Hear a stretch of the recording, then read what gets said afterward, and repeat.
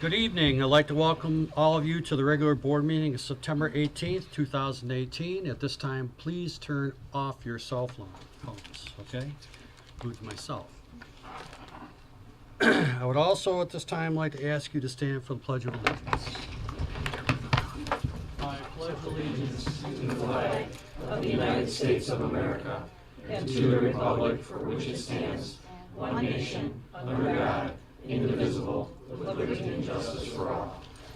Thank you. In the absence of our clerk, our treasurer will perform the roll call. Ms. Smith. Here. Mr. Ruggles. Here. Mr. Lilly is absent. Mr. Kowal. Here. Mr. Roman is here. Mr. Powell. Here. Ms. Voorhees. Present. Good.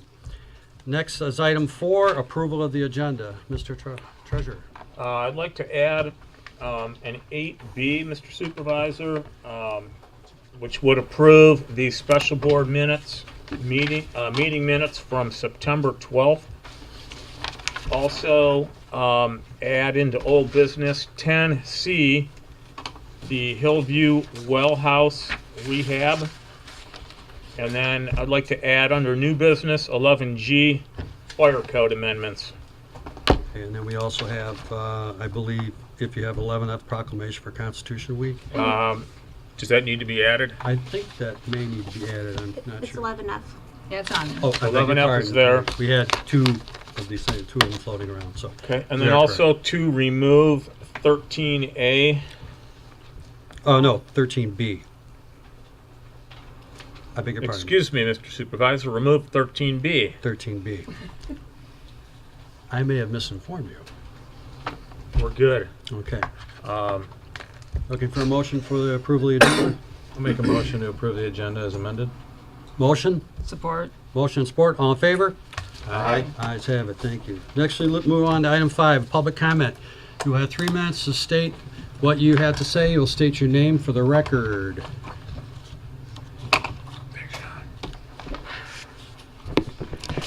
Thank you, Mr. Supervisor. Thank you, trustees.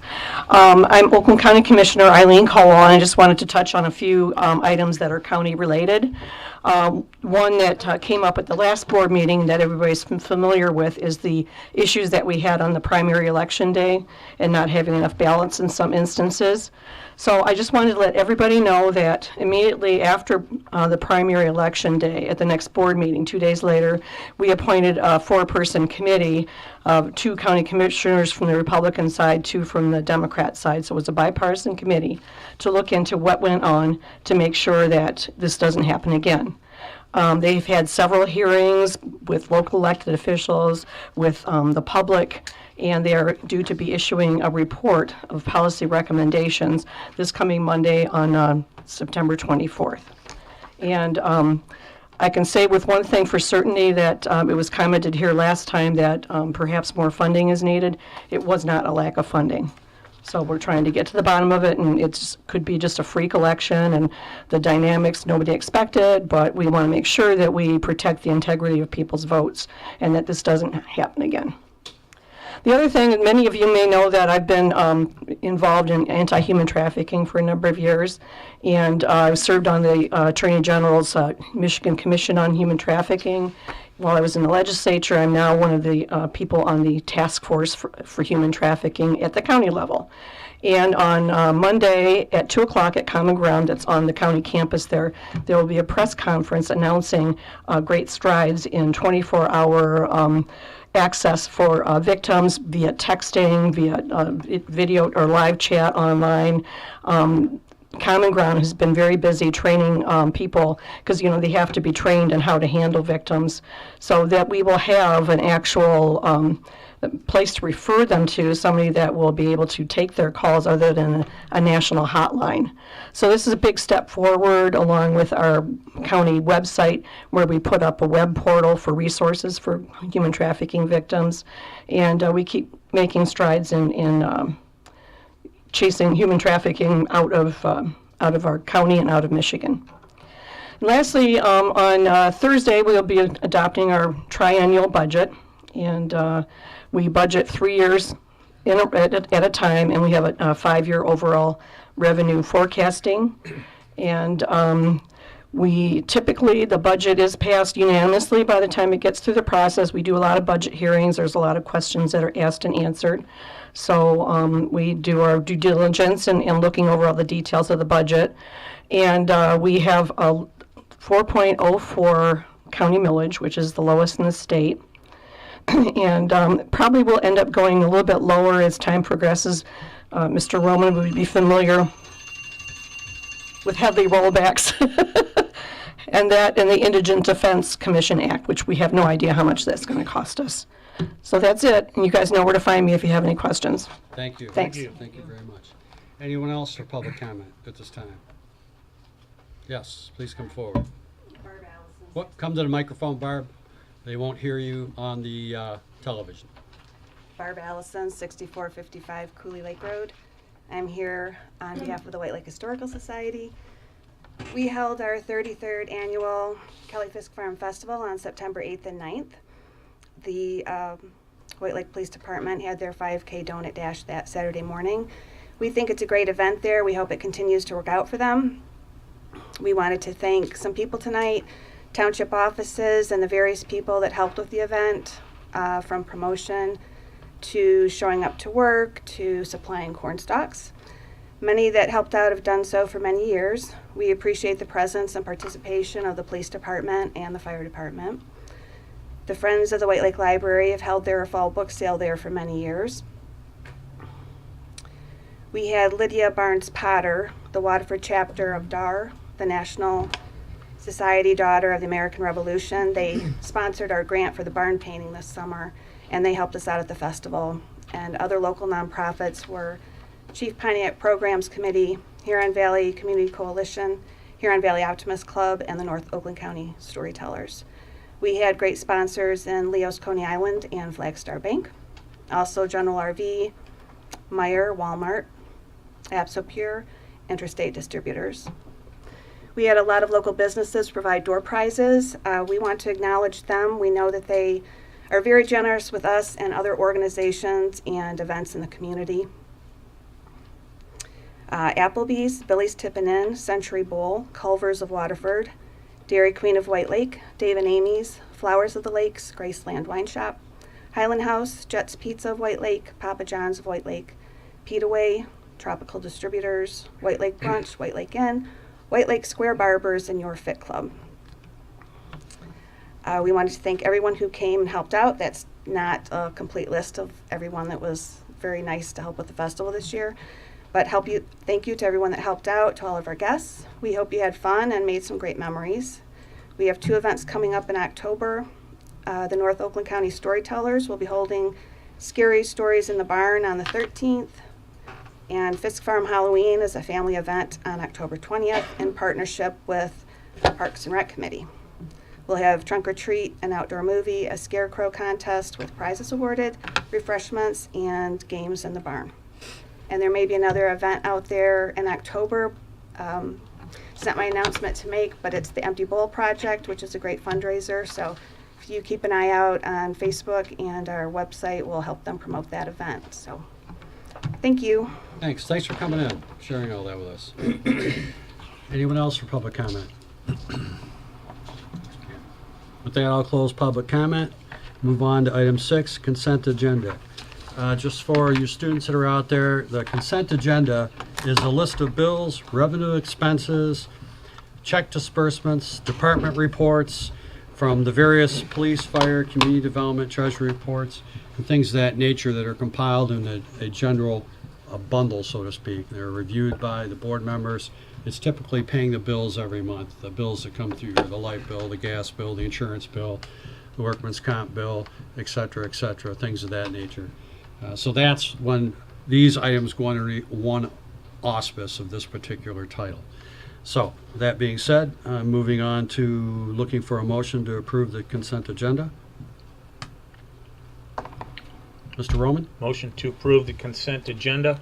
I have a motion to approve. Looking for support. Support. I have support from Ms. Smith. Motion and support. All in favor? Aye. Aye. Ayes have it. Thank you.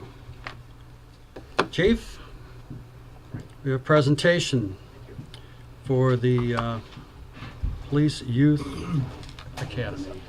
This is our chief, Dan Keller. This is definitely the man you want to be polite to. Okay? Thank you, Mr. Supervisor. I appreciate it. First of all, I want to thank my executive secretary, Jennifer, for putting on this jazzy slideshow we got coming up. The origami, they got all kinds of good stuff that will flip from slide to slide.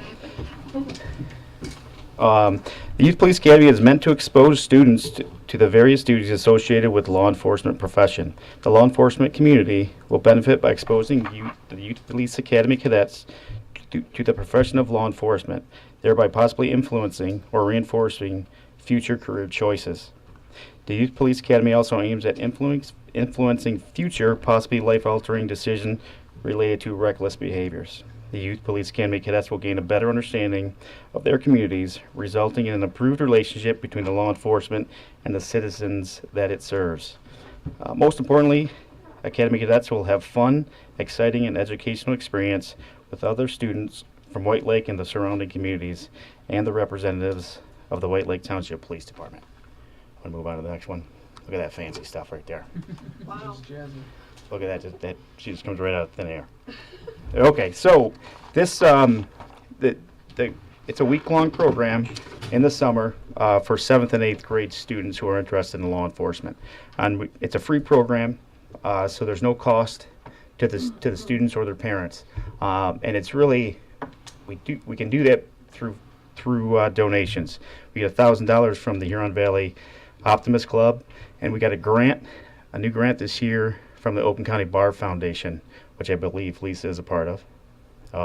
And without that monies, the White Lake Police Department and the White Lake Police Foundation would have a real hard time putting this week-long program on. So the Youth Police Academy is a 30-hour instructional program designed to expose cadets to the qualifications, education, training, and personal dedication required of law enforcement officers. And these are just 4 of the core values that we teach, which is leadership, integrity, teamwork, and physical fitness.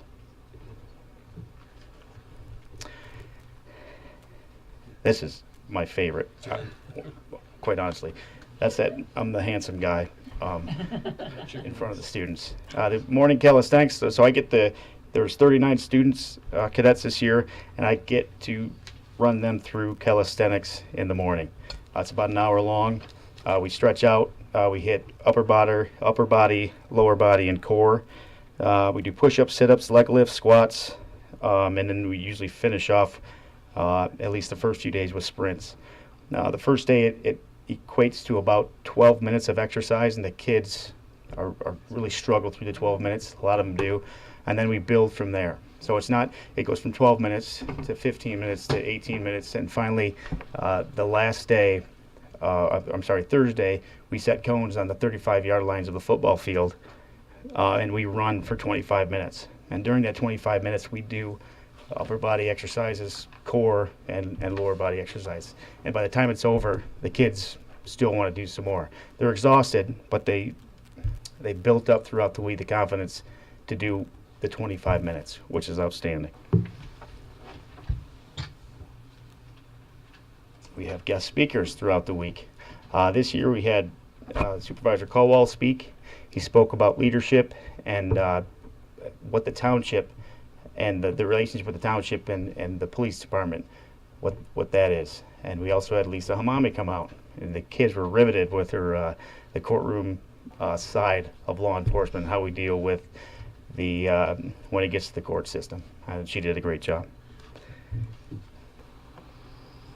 Okay, so the first day, instead of bringing the kids into the classroom, have them sitting there and like not really maybe knowing who the person is next to them, we bring them out to the Walled Lake School has an educational center that we bring them out, and we do team building through the ropes course, and they have to work as a team to complete several different obstacles throughout the day. And this really brings the teamwork together, and it gets them used to one another, and it gets them to trust one another, which we'll build upon throughout the week.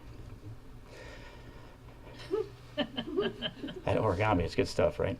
So this is another fun day for me. I'm a defensive tactics instructor. I taught the academy for about a decade. So I get to bring defensive tactics and teach the students for a day. We work as a team.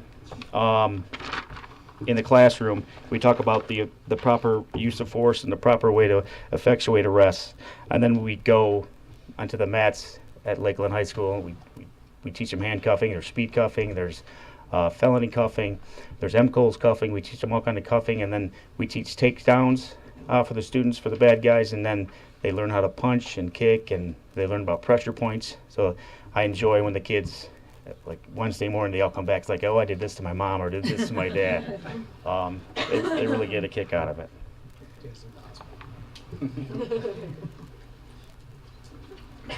Okay, so we are lucky enough to have Brentwood Golf Course right near the high school. And this is where we hold the training at Lakeland High School.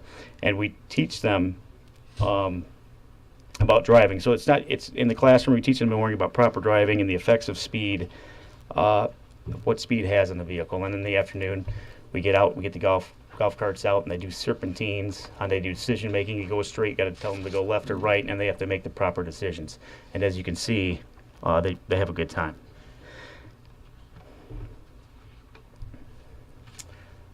All right, so on Thursday, we do traffic stops. Again, we have classroom in the morning, and we teach the proper way to effectuate a traffic stop. We talk about felony stops and how to properly arrest an individual if they need to be arrested at the end of the traffic stop.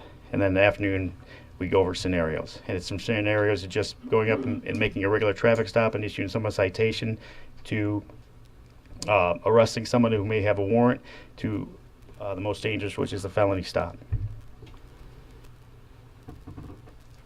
And then Friday, I don't know, the boy on the left has a lot of like dust on his face from fingerprints. I don't know if you can really see it, but he's got a nice mustache going on there.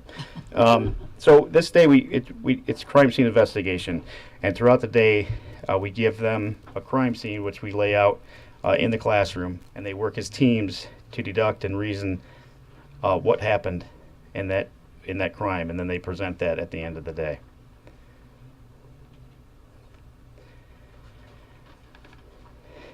And finally, we have graduation, which is really a lot of fun. We invite families and friends to come, and they get to watch the 39 cadets graduate. Mr. Cole gave a speech, I gave a speech, and several members of the program, the cadets, gave speeches about their experience. And it really shows. Jeff Wade does such a good job. Sergeant Jeff Wade does such a good job in this graduation. It just culminates the hard work and dedication that the kids put in through the week in the graduation. And I just want to, Megan Izzo is here. I want her to speak for a little bit. She did it for 2 years in a row, 3 years in a row, 3 years in a row. And I want her to speak just to give you a student's perspective. Hi, everyone. My name is Megan Izzo. I'm 14 years old, and I'm a freshman at Lakeland High School. I've done the Youth Police Academy for 3 years in a row and plan to continue for more. To me, the Youth Police Academy is a safe place where I can be myself, make new friends, but also be able to learn new things every single day. Every day, I am connecting more and more with every person in that room. One thing that I love about the YPA is that I'm constantly meeting people from different areas in and around White Lake. A plus to meeting all of them is finding out that we all have similar interests. Our interests include crime scene investigation, defense tactics, everyday physical fitness, and a common favorite, driving the courses. Those are only some of the highlights of our week and at the Academy. At the end of the week, many of us say our final goodbyes to boys and girls we may never see again. We walk out of the Academy with some unbreakable bonds too, but overall ourselves as better, more mature teenagers. We learn not only how to respect police officers, but how to appropriately respect them. In the end, we have understood that police men and women are good people. They're here not to hurt us or to bust us for anything. They try to keep you and the community safe.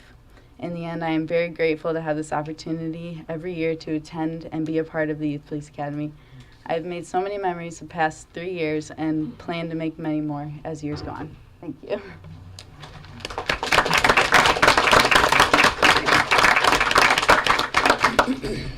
And again, we couldn't do this without our sponsors. And I want to thank the Huron Valley Optimist Club, Oakland County Bar Foundation. I want to thank Huron Valley Schools because they provide the place where we do this at. We couldn't do that without them. Meyer always contributes, Walmart, Hungry Howie's, and Leo's Coney. You keep hearing their name over and over again. Jim Christopher's really supportive of this community. And I just wanted that. I wanted to do this presentation because it's important. I want you to see what we do, and as you can see, she did a fabulous job. And I just appreciate your time. Thank you, Mr. Supervisor. Thank you, Chief. I appreciate that. And, with my experience with the Academy, the first year that I did it, I was, I'm used to being up in front of the adults and dealing with the adults, and now I'm in front of a group of all the younger folks, and it was like, well, are they going to receive me as like the grandpa figure, or how are they going to receive me?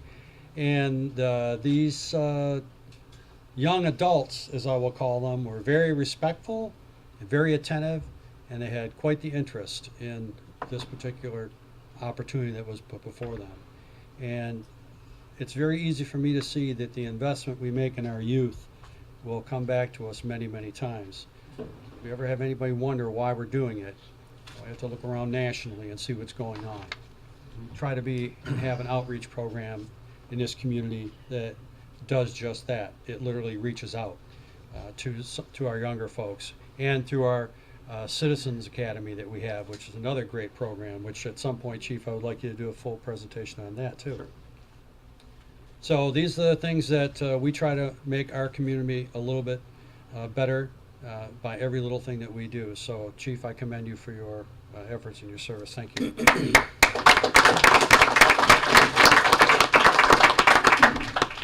Okay, moving on to item 8. Item 8A, approval of the minutes from the regular board meeting of August 21st, 2018. Mr. Powell. Mr. Supervisor, I had 2 items that I just wanted to bring to the board's attention and see whether or not you agree that maybe they should be changed. On page 3, item B. Let me catch up to you. Okay. There was a request from Mr. Al Kovacic on Castlewood. Is there any way that we can pay off the full amount rather than be assessed? I think this is an important enough question, and I understand there are others on here. I think Mr. Roman, Treasurer Roman, answered that and said, yes, there is a way. He did answer that. And it'd be really nice if that were in here so that it was a matter of record for anyone that joins in a special assessment district. And then on page 5,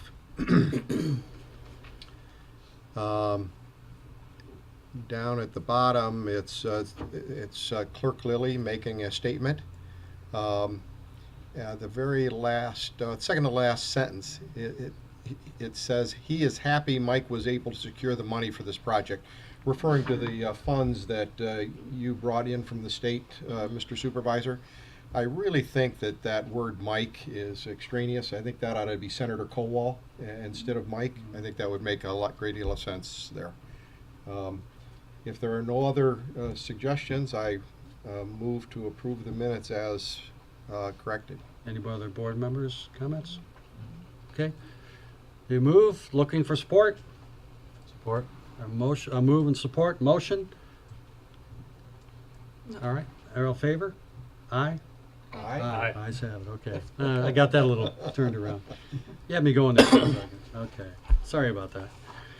Okay. That's now we'll move on to 8B, approval of the minutes of the special board meeting of 9/12/18. Any comments on that? Looking for a motion? Mr. Roman? Mr. Supervisor, motion to approve the minutes of the special board meeting from September 12th. I have a motion. Looking for support? Support. Motion and support. All in favor? Aye. Ayes have it. Thank you. Okay. Next item is item 9A, the resolution number 18-026, adopt Oakland County Hazard Mitigation Plan. Chief, That is a long, it's like reading a phone book. Yeah, it is. It's an 800-page document, which actually 324 pages are available to be viewed by the public. And if you would give me just a few minutes to give you a brief overview of this plan and how it came about, this really goes back to Oakland County Homeland Security, who, working with a consultant and receiving a grant, put together this plan. And it wasn't just something that was thrown together with a few people meeting in a room. This was 62 communities that were involved, 28 different school districts, and literally dozens and dozens of representatives from all these agencies that got together and worked with this consulting group along with a local emergency planning committee to develop this plan. The 300, over 300 pages that are viewable online that I had a link for the board to take a look at really has a lot to do with discussing what types of disasters could befall this area and historically what has happened in this area. And then this hazard mitigation plan really focuses on things that could be done prior to a disaster, prior to an incident, to try to reduce or mitigate the outcome of the incident.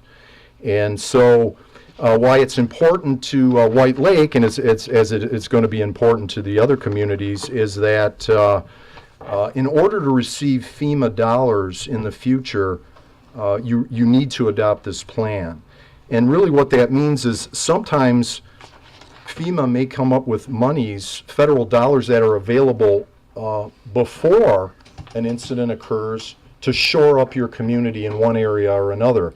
And other times, let's say something like a flood befalls your community, FEMA may come in there, it may be declared a disaster area, and there will be federal monies available. However, if you're not participating in this plan and adopting this plan, you may not and probably will not be eligible for the federal dollars. In fact, I was told that if you don't adopt the plan, you don't get the money. And that's just the bottom line with FEMA. The other thing about this plan is there is no dollar cost to the community. However, the whole point and the whole reason behind this plan is that you may take a look at some things that could happen in your community, and you would keep an open mind about working toward trying to mitigate those items. And I'll give you one example in White Lake, for example, is we really don't have a good place to shelter the public, whether it be a cooling center, a warming center, just a place to get a larger group of people, out of the elements and out of the situation. So what we could do as a township, looking forward, let's say in the future we're looking at our township center and we're going to develop something over there, we may consider having an area that we could use for that. Now, since that's identified in our plan, should any federal dollars become available through FEMA for that kind of project, then we would be eligible for that. Because we have this plan in place. Because we have the plan in place.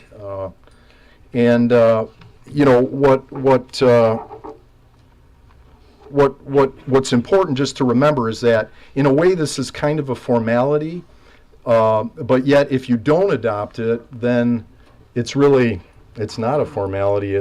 You're possibly going to lose out. And because there's no dollars attached to this plan, there's no commitment by the township. The only commitment is that you take a look at what some of the possible hazards could be and what some of the possible things you could do ahead of time to mitigate those. Very good. Any questions from the board? Mr. Powell? Chief, you had kind of summarized here that every municipality in Oakland County really needs to approve this as well. And you kind of state here that if they don't, then Oakland County doesn't qualify either. So if, do I read that correctly, that if every community in Oakland County doesn't adopt this, then Oakland County is rejected from that and no community that can receive FEMA funds? That I don't have the answer for that.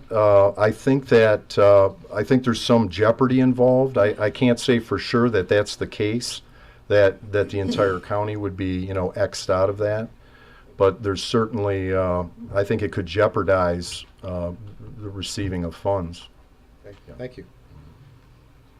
Well, as we all know right now, for example, take a look at our East Coast to see what's going on over there. I don't even want to begin to speculate the number of municipalities that are going to be reaching out to FEMA in their time of need, and even communities that ordinarily wouldn't have been hit by the effects of the hurricane. We all think of a hurricane as a coastal event, and the water coming in, the tidal flows and rising waters, but some of the communities that were considerable distance from the coast received up to 36 inches of rain. That's 3 feet of water. I mean, that is a phenomenal amount of water. Is doing a tremendous amount of damage to our countryside, our agriculture, et cetera, et cetera, et cetera. So it may be in our best interest to participate in this plan, I believe, in the event of. Any questions from any of the board members? Counselor? Anything to add? Other than the mistake that you showed me? Well, just in the title of the resolution, just need to clarify the name, because obviously they're going to want to make sure that it's the community in Oakland County. Correct. Somehow the spelling, there was a charter township of white ink. So, And then also, there's an or in one of these provisions that, Chief, I don't know if you have addressed that or not, but it needs to be clarified so that it's clear. In paragraph 1 of the resolution that they're adopting, it says that they're adopting the plan and then or sections of the plan, so you can cross off the or if that's not applicable, so it's clear they're adopting the whole plan. So Yeah. before they sign this, you might want to make sure that's part of the resolution, if that's your intent. Yes, that would be my intent. That's okay, correct. so we'll get that part of it straight. Okay, any other questions from the board? Okay, looking for a motion? Mr. Roman? Motion to approve resolution number 18-026 as amended by our township attorney. That is the Oakland County Hazard Mitigation Plan.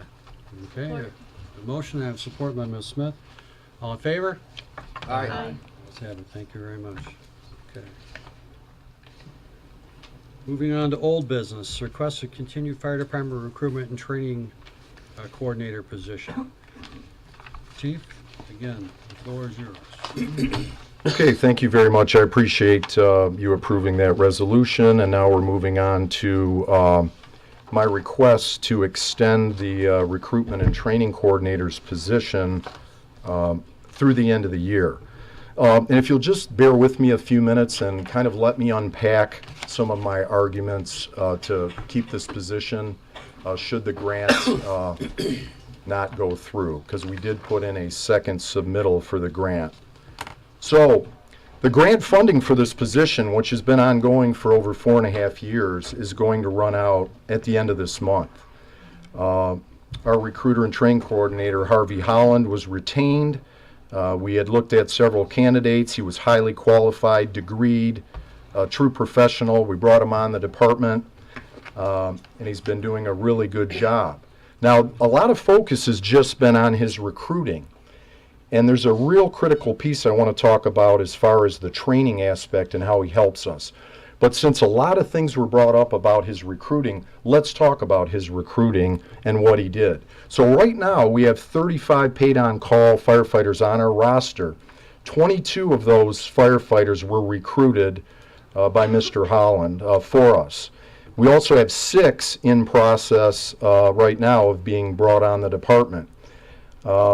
Since he was retained 4.5 years ago, he brought 42 individuals to us to be part of the fire department. Now, what happens is there's attrition, there's all kind of things that occur with people. They think they want to get on a fire department, they think they want to help their community, and they do, but they see what the commitment is and what's really involved. There's a lot of training, there's a lot of drills, and there's commitment to show up at these calls, day or night. And the work is hard. If you get a fire, it's just flat out hard, dirty, dangerous work. And so sometimes people see that and they think, well, maybe this isn't the right thing for me. So looking at the recruiting piece that Mr. Holland performed, he was extremely successful, met all the requirements of the grant with the amount of personnel that he brought on the fire department. And of course, he continues to do so, at present time. But all right, so let's move on to the piece about getting another grant to keep them for another 4 years. We've submitted that, and we've been waiting. Every Friday, we're waiting to hear from the grant people, did we get this grant or did we not? And so we're still in a holding pattern, just as I approached this board several months ago, telling you, I'm in a holding pattern. I would like to retain this position under my fire department budget, and we're waiting to hear from the government about funding the position. So we're still in that same spot. We're waiting. As the year goes on, I think the chances are a little better that our grant has made it through a vetting process, and things are looking better for us to receive this grant. So for me, it makes no sense as a chief to tell an individual, well, we're still waiting to find out if you're going to be funded through the government grant, and I'm just going to let you go at the end of the month. We've got 6 people in process right now that need a lot of support, and to send my recruitment and training coordinator away, to me, doesn't make any logical sense. The other thing is that this board did grant a 3-month extension beyond when the grant money ran out back in late spring, early summer. Now what happened was we were able to string out those federal funds and never touch the fire department budget at all in this time period. So this request is asking to really take those 3 months that were granted, we didn't use, and would you consider piggybacking them on now to the rest of the year, October, November, December, and let us continue this position. The position was in the budget for 2018. It was fully in the budget in case we didn't get the grant or we ran out of the grant funds earlier in the year to continue this position through the fire department budget. And that was something that the board looked at and the board did approve. So let me start talking about a few reasons and some things that I've heard kind of behind the scenes about this position. Is that, it's been brought to my attention that some people believe that if we don't retain this recruitment and training coordinator, that I could take those dollars, I could hire another career firefighter, and then I could somehow take that one individual and create a whole staffing program and plan for Station 3 and keep it staffed. And the real truth of the matter is, if I wanted to fully staff Station 3 all the time, I would have to look at about 6 or 7 personnel. And I just don't have that in the budget to be able to do that.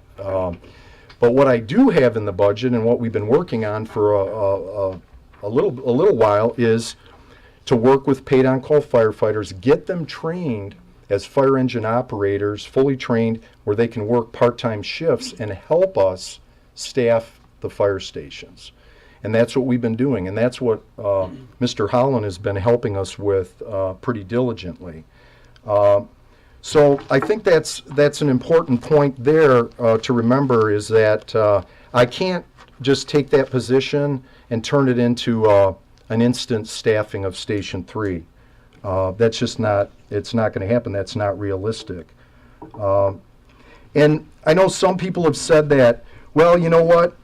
You get a guy on a grant and he works and you like him, you start to like him and you get used to the work he does. And you know what? When the grant's up, you don't want to get rid of him. You just can't get rid of him. Well, again, the truth of the matter is before I started and before Mr. Holland started, this fire department had issues with recruiting. and with training and with retaining. And they, before I got here, set out to get a grant and try to capture an individual to help them, do this job. And it would be somebody who would work 40 hours a week. They'd be a professional. They wouldn't be trying to work a little bit here and there on shift between runs. And if you work 10 days a month, you're not here every day, and it's hard to follow up on things. So they recognized the problem, and they went after this grant, and we received the grant. And we've been utilizing this individual ever since, I think to great success. Now, let me turn the attention now. We talked about the recruiting, and it is an important aspect of his job. But let's talk about the training piece that is really even more important to this department. As you know, fire departments, they can't operate unless they continuously train. There's a lot of requirements that we continuously train. The public won't be safe if we don't keep on top of our training and all our mandatory training that we have to do, which there's a whole host of things. And so let me go down. I'm not going to read everything. I'm just touching some highlights here of what Mr. Holland is able to help us with regarding training is especially a lot of our EMS, our paramedic training, where we're required to renew every 3 years, and we have a host of classes and continuing ed that we have to do. And so when you do these, you have to be an IC, an instructor coordinator. It takes a lot of training to do that. Our recruiter does have all that training. I have one other individual on the department that's a certified in the EMS IC, but he's already informed me he feels he works a part-time job with the county medical control. He feels there's going to be a conflict of interest if I try to assign him some of these tasks like quality assurance, and that he's not interested in assuming or fulfilling the role of what our recruiter and training coordinator is doing presently. So tracking and documenting all the continuing ed, presenting the classes to the group. And remember, how do you keep it fresh on a fire department with training? Do you get the guy that's on shift that's been there every day and work with the same crew year after year? Does he come in and give the presentation? Or is it better to sometimes get somebody from the outside, have our recruiter give classes, or have our recruiter and training coordinator bring in outside people, individuals, teachers that can give a class, it's a little more interesting, and I think it's a better mix. We have mandatory quarterly reports for our overall response. Each life support agency needs a coordinator as the point of contact, and that's Harvey Holland. We have annual licensing and inspection certification that he handles, and he takes care of all that. And I have to mention that prior to his arrival here, and I don't always like to air dirty laundry of the fire department, but I'm going to do it because before he got here, we were actually on a red flag list with the state, with state EMS. And the reason we were is that we weren't that great at turning in all our paperwork and following up on everything that's required with especially SOPs and things that they were looking for. And it's not to say that we were remiss at doing all these things. There was some lack of follow-up with the state on what was needed. And so through Mr. Holland's interaction and his connections, and we worked our way back into the good graces with the state, and we're not on any list anymore where we're going to be audited, all our personnel are going to be audited for their credits or anything like that. So it's just been, there's been an evolution, a little bit of a revolution here with change that was really much needed. And so continuing on, there's a new online system for renewal process, and it is rather complicated. And Mr. Holland knows the system, he navigates it for us. These are changes that have been occurring and that weren't here several years ago. We participate in pilot programs, new programs that help gather data for Oakland County Medical Control, but they also let our individuals use certain certain things and equipment and saves us money. For example, in this epinephrine study that we were part of, we saved, if you look, we saved about $3,400 for the cost of EpiPens, because we were participating in this study. Mr. Holland brought us into that study, and I had concurred with that, and there was a savings there. As we go on, we also have to have a quality assurance coordinator. So Mr. Holland, once again, is our quality assurance coordinator. He provides quarterly mandatory reviews, full documentation. He has to have training sessions with all the members, sit down with them. And it was kind of ironic that at a former meeting, there was a gentleman who was a paid-on-call firefighter that had complained about this position, that we didn't need it, and then a few weeks later after that board meeting had actually come to Mr. Holland for help with his credits and his continuing ed. So I thought that was kind of an interesting scenario, that he needed the help and he knew where he had to go.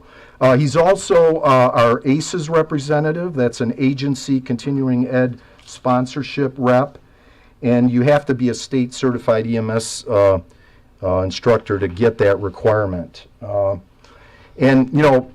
I'm going to keep going. I have to keep going because there's a few more really critical things that he's involved in. As I mentioned before, he does all our continuing, or most of our continuing ed, so we don't have to go outside the department and obtain these credits. Losing his position, I will be spending significant dollars in overtime costs, trying to push this out on folks that may not do as good of a job as he does. I'm going to have to go to the outside and possibly spend dollars on third parties to do some of the training and some of the other things. Also, he schedules all our part-time shifts with the paid-on-call firefighters. He arranges all the testing, because see, you can't just be a paid-on-call firefighter, walk in the door and start operating all our equipment. We have levels. You have to be trained on the different trucks, and you'll get a reward, a financial reward on your pay. And so he works with all the testing. He arranges both paid-on-call and career personnel to attend training classes. And I mentioned the outside instructors. He does some ordering of basic uniforms for the paid-on-call. He arranges meetings and communications within the divisions for us. Attends, now here's a little more of the recruiting side again, attends local job and career fairs, follows up on a lot of phone calls, emails, and other inquiries about being a paid-on-call member and other things related to the fire department. I mentioned the testing, arranges training for new members, and we know right now 2/3 of our current paid-on-call division was recruited by Mr. Holland. And this is the interesting piece where I think he's really been very productive for us from a budgetary standpoint, is that previously, before his arrival, we'd spend $2,000 to $3,000 to send some of our recruits to the fire academy. And since Harvey's an instructor coordinator and has agreed to flex his time and work at these various fire academies teaching classes, we get a discount. And that discount is huge. It really just leaves, I think, the cost of some books and T-shirts. And so, we added up the numbers, and we came up with about $75,000 in training costs over the last 3 years that we would have paid out had Harvey not been involved in this program and had been teaching. And so you start adding up the dollars of what he does for us, and you'll really see that it becomes a real advantage to have him as part of our team. Here's what's coming up, and this is the last thing I'm going to talk about, is what the State Firefighter Training Council is going to do about annual continuing ed for firefighters. And this is a big deal because they're talking about changing things and making a lot more mandatory training. And this mandatory training it's no joke. It's very time consuming. And if you look down the list here, we've got 7 16-hour classes, 2 24-hour classes, 2 more classes that are 40 hours. And with paid on call working Monday and Friday, A lot of this stuff's going to have to be done on evenings and weekends. And right now, our recruiter and training coordinator is very flexible. He flexes his time. He works evenings. He works weekends. He works during the day. He works with us. He works with our membership to get it done. And of course, with all this new training coming on, it's going to be, I envision spending a lot more money on potentially overtime and third parties to try to come in and help us with this.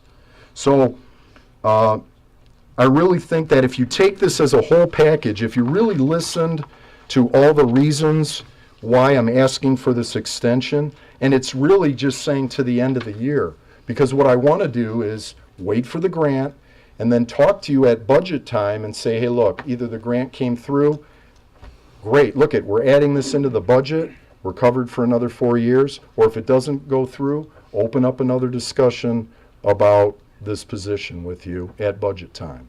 But right now, at this time, what I'm asking for is an extension, through the end of 2018 to retain this position when the grant runs out at the end of the month, to go on the fire department budget, to go on coming out of our budget, which was fully budgeted for actually earlier in the year.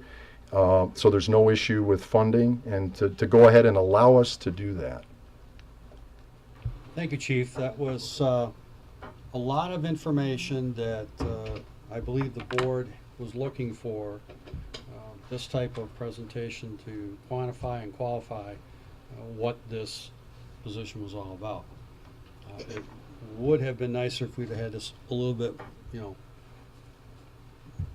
little bit further back to have some time to digest it. You'd have it very well documented in your paperwork that you have here.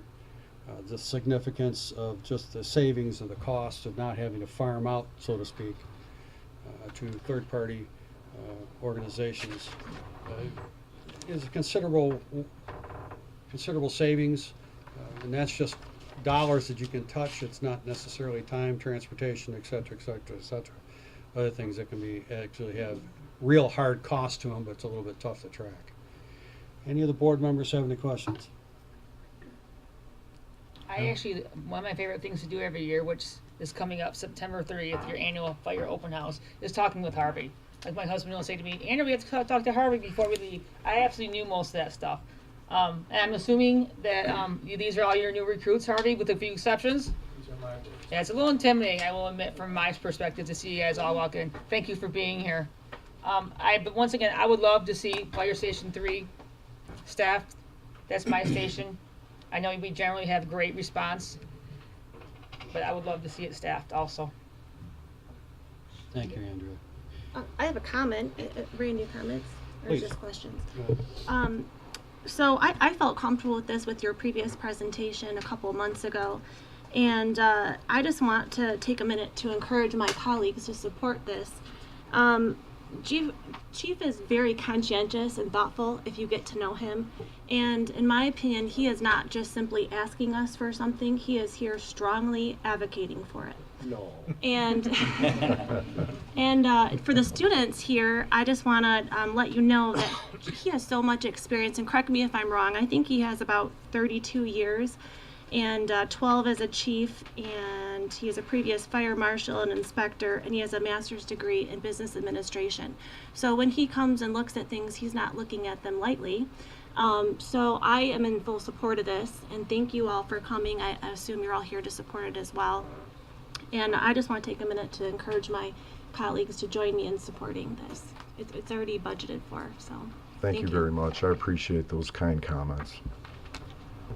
Anyone else on the board? Mr. Roman. Well, I wrote up a full page speech, but you already said half of what I was going to say, so I'll shorten it up significantly. Basically, the way I feel is when you've got grant money out there, you grab it, you take it, you use it. At this point, if we let Mr. Holland go now, and the grant is approved at year end, there's a darn good chance we may not get him back. And if that's the case, we throw out the window all of the knowledge that he's gained about our fire department, the knowledge about the job itself, and we risk throwing away, I don't know, Harvey, how many years of experience do you have in this business? 39 years. So at this time, I think it makes sense to support the request by our fire chief and keep Mr. Holland on at least through year end. Thanks, Mr. Supervisor. Very good. Mr. Powell? I've never been one, and I learned the hard way to micromanage the departments here in the township, and so I'm not going to start now micromanaging. I certainly do look at the overall picture, and station number 3 not being manned is a major concern, I think, of all of us, but I'm in agreement with my other board members regarding this request. Very good. Mr. Royals?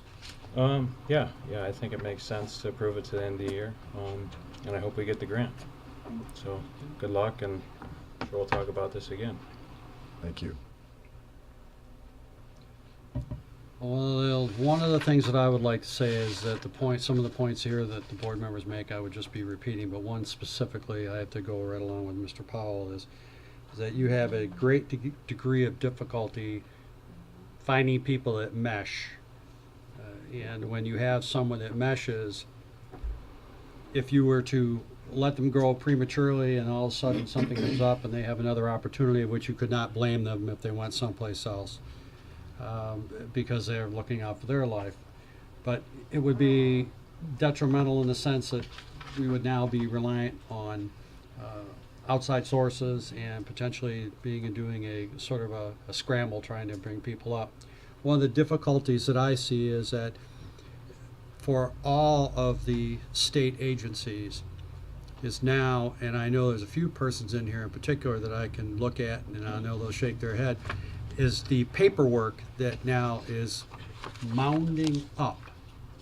You don't just have a job to do anymore. You have to fill out 26 pages of something or another to show that you did something right and how it was done and things of that nature. And their certifications and all the paperwork that goes along with it has actually turned itself into almost a full-time, frankly, it has turned itself into a full-time affair. As we have an HR director here in the township, because trying to stay on top of all of the labor items and documentation and things, it is a full-time job. It's a full-time job to make sure that we comply with all the rules and the regulations. So it's very difficult to function. And it's not like the old days where you did your job, you went about your business, and on you went. Things have gotten much, much more complicated through the liability and all the different pieces of information that we have to gather and culminate together. So I believe that we should consider the extension to the end of the year in hopes that the grant will formulate itself hopefully in the next 10, 12 weeks. Okay. So with that, I'm looking for a motion. I'll make a motion to extend the fire department recruitment and training coordinator position until the end of this calendar year 2019.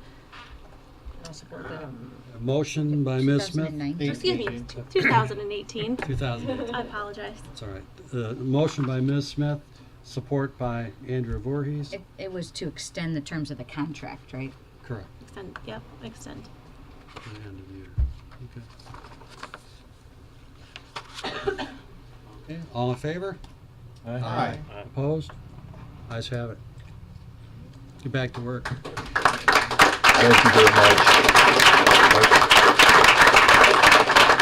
And just while I'm up here as a final thing, I just wanted to thank Harvey Holland for all the hard work that he's done the last 4.5 years, and to the men that he's recruited and women. They've been doing a fantastic job attending the drills and doing the training, and I think it's just a great team that he's put together. So thank you. Thank you, Chief. Thanks for the presentation. Thank you. Okay, moving on to item 10B, second reading of the Mojave Cantina rezoning. Mr. O'Neill. Thank you. Okay, you all probably recall from last month we had first reading on this matter, which is a rezoning of the project that's called Mojave Cantina. It's at 9135 Highland Road. The request is to rezone this property from local business to general business. you'll see in very poor quality picture on the screens, the property outlined in blue. It's at the southeast corner of Fisk Road and M59. Well, it is a poor picture. It is a poor picture. I'll use Tim Hortons as one of my favorite landmarks here in the township. And it's just a couple of parcels to the east here. You can see Twin Lakes right next door here and behind. It's a 3-acre parcel. Again, it's zone local business. The owner wishes to rezone it to general business and open a restaurant called Mojave Cantina, Mexican restaurant, with a liquor license. So our zoning ordinance says that you have to have general business zoning in order to serve alcohol. So that's part of the reason. It's also consistent with the master plan and the surrounding uses in the township, in that area of the township, I should say. On July 19th, the Planning Commission recommended approval of this rezoning request. And again, on August 21st, you had your first reading. So tonight is second reading, which is taking final action. And again, it would be the recommendation of the department and the Planning Commission that you move forward and rezone this property from local business to general business. I'm not sure if Mr. Sapatoris is in the crowd, but he is the owner of this property. And if you do have questions for him and he's here, I'm sure he'd be happy to answer them. Does anyone at this time on the board have any questions regarding this, or Mr. Powell? How many liquor licenses do we have left in the township to? I believe we have. I believe it's 4 or 5. 4 or 5, okay. Yes. And then has he agreed, the owner, has he agreed to provide for a marginal access lane across the frontage of this piece? Yes, so separately from the rezoning request is the administrative site plan review process that the staff and consultants are putting this project, and as we would at other similar projects, through. It's an existing building. It needs a little sprucing up. Parking lot needs some attention. The site landscaping, which was removed, needs some attention. There's the 8-foot pathway that goes across every property along M59 so we can walk places and not drive the car, every single place we need to go. And so by marginal access lane, I believe you mean the cross access. So again, you don't have to get out onto M59 to drive next door. Correct. So he will be providing us, as a part of that approval, easements, or his portion of the easements. We can't make that access happen necessarily if it's not already happening without the adjacent neighbors signing it as well. So in many cases, that's a years-long waiting game for that to happen. But the eventual goal is safety and better traffic flow, which is why we require it. It's part of our access management plan, which you're fully aware of, that's been in place at the township now for close to 15 years. So yes, that was a long answer to your short question. Thank you, Mr. O'Neill. Yes, we are. One question off that. Why would the adjacent property owners not want that? That's a great question. Most of them do because they benefit mutually. But without being too specific, there are some in this vicinity that do not and have not. Some of it has to do with traffic that they don't want to see in their parking lot. Some of it has to do with the fact that... Isn't that the idea, to get traffic? Well, depends on your use, but I will say that some of the parking lots aren't in the greatest shape. So their concern is not just the additional traffic, but it's that the additional traffic could cause detrimental effects in their parking lot, which would be theirs then to repair or replace eventually. Wear and tear. So that's sort of the concern. So most everyone sees the value and the benefit and complies and cooperates because they do want it, but not everyone. Okay. So, and we don't force it. They are required to when they come through with an amended site plan, as this applicant is. But it could be 50 years, it could be 5 months. We don't know. Okay. Any other board members have a question? Keep in mind that we are always looking for new eateries in our community, and we always welcome new businesses in. And at some point in time, a new business becomes part of our community. You buy dirt here, you take ownership, and then you're going to take and invest in it. They've been in the restaurateur business, I think, since 2010, 2000. In Clawson, there are places. Is he back there? Right here. There he is. Oh. 2001. Oh, 2001. Okay, I beg your pardon. Okay, so they're established in the business, so they're not a new newcomer to the block. Right, and this is not just a quick run in here and get an approval. I mean, he's putting money into the building, he's connecting to utilities, he's fixing up the site. I mean, he's not doing this to be here for a short while. I believe he's doing this as a long-term investment. He owns the whole property. He owns a multi-tenant building. It just happens to be opening up a restaurant in one of the more major spaces. So, and you are right, Mr. Supervisor, there is always a desire for more restaurants that maybe don't necessarily have a drive-through. Correct. So, And I was just informed we do have 6 licenses available. 6, okay. So we are there. Okay, with that, any other questions from the board? No? All right, we'll let the class clear out here for a moment. I take it they needed to stay till 8 o'clock. 1 hour. They just 1 hour. They stayed 5 minutes later. I They know. did 6. We weren't interesting enough, The okay. clock's fast, guys. You know, that last 5 minutes, they were like, you go first, no, you go first. Who's going first? Okay, with that being said, All right, these I would guys are like to make a staying. motion to approve the second reading. Actually rezoned. I beg you, approve the, thank you, I'll be fine, I got my lines mixed up here. Approve the rezoning for the Slow the best mix. Mojave Cantina. Sean, would you like to add anything to that? No, sir. Other than Phil needs to bring me my signs back after tonight. Okay. I'm just giving I him a have hard made time. the motion, looking for support. Support. Go ahead, give Scott. I have support by Mr. Ruggles. All in favor? Aye. Aye. The ayes have it. Welcome to the community. Welcome to Lake. You're not Welcome. quite there yet, but you're getting I there. think he brought his manager with him tonight. I don't know. Short guy, but Well behaved. Yes, that's right. Although, excuse me, Mr. Supervisor, does he not have to come back here again to have the township authorized liquor license? I believe he does. The Yeah. state, yeah.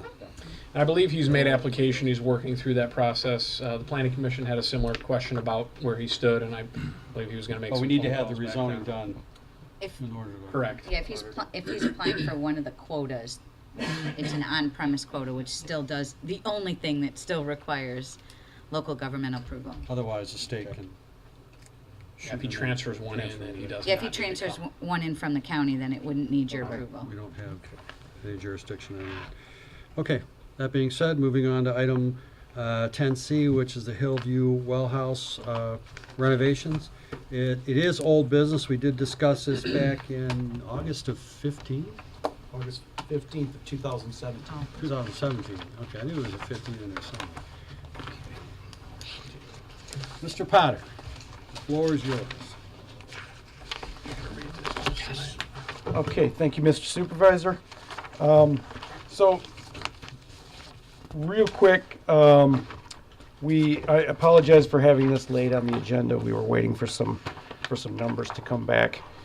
And so, since this board approved an engineering services agreement for rehab of Hillview Well House back in 8/15/2017, Mike Lufkin, our primary engineer, and I have been working on this. What we've come to realize is that the size limitations and the conditions of this building that was built in roughly 1967, as far as I can tell, is going to prevent us from really getting what we want out of this rehab. So, talk about the Hillview Station a little bit, real quickly. Hillview is in our District 2. It's the primary backup for Village Acres treatment plant that we recently constructed. During the summer months between May and September, this plant provides roughly 200,000 to 300,000 gallons of drinking water per day during peak hours. So because of pressure constraints, Village Acres treatment plant cannot supply that water on its own. And so we need this Hillview plant in operation mostly during irrigation. So we would like to rehab this plant. It's largely unchanged since 1960, since the 60s. The site is roughly 625 square feet interior.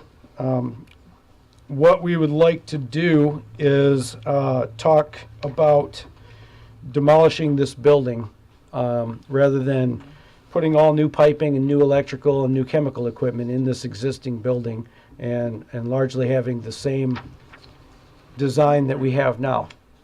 We would like to spread that out approximately 3 feet in every direction, abandon the existing footings in place, and that would provide us room for a separate chemical room, a separate electrical room, providing the 36-inch minimum clearance between electrical cabinets and anything else in the area, and would allow us to get those systems away from the water piping, as well as to provide maintenance clearance all the way around all the piping and the structures for not only maintaining of the equipment that's there, but we'd like to, this plan is going to incorporate the lentils and tees with blind flanges to eventually accommodate the expansion of this plant into an iron removal facility of its own.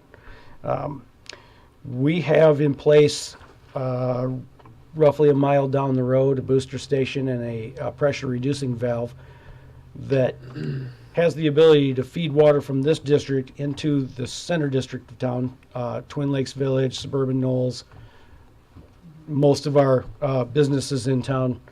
And we feel long-term that the township is going to wish to have iron removal in those areas as well, and we feel that this going forward would accommodate that. So to me, it makes sense to build this now. This facility would be in service roughly 50 years, easily. It's been in service, easily 50 years since we built this first version. So looking at the numbers on the memorandum, so what I'm bringing forward to you tonight is essentially an amendment to the engineering services agreement agreed to on 8/15/2017 for the addition of $7,700. What this would be for the design and bid specifications for the requested changes to the structure itself. So on page 1 of this memorandum, we look at what it's going to take in the first column to rehabilitate the existing building. That's just to make it structurally sound. And the first line, selective demo, is essentially removing the roof so that we can get out the old equipment and replace the aging roof. Floor slab, masonry, trusses, roofing, insulation, fascia soffit gutters, drywall. All these things need to be repaired. And there's going to be significant repair to the masonry. So these numbers that we've come up with are $56,696 versus construction of a new larger well house, like I said, 3 feet larger in all directions from the existing footings. We're at $104,791. It's roughly $48,000 difference to start fresh with something new rather than try to force 10 pounds of potatoes into a 5-pound sack, essentially. And so I'm asking this board to approve this and approve us to take this out to bids so that we can get some real numbers for construction. I do have some numbers in mind that I think we're at. I'm hesitant to say this now because I feel like it may affect the bids. But this plant is critical to our system. It's critical to our operation. It must remain in service during the summer months. If it does not, we would be forced to issue an irrigation ban in District 1 and 2. There's 1,270 homes in that district, and most of those folks have some pretty nice lawns, so I don't think that that'd be a very popular very popular option.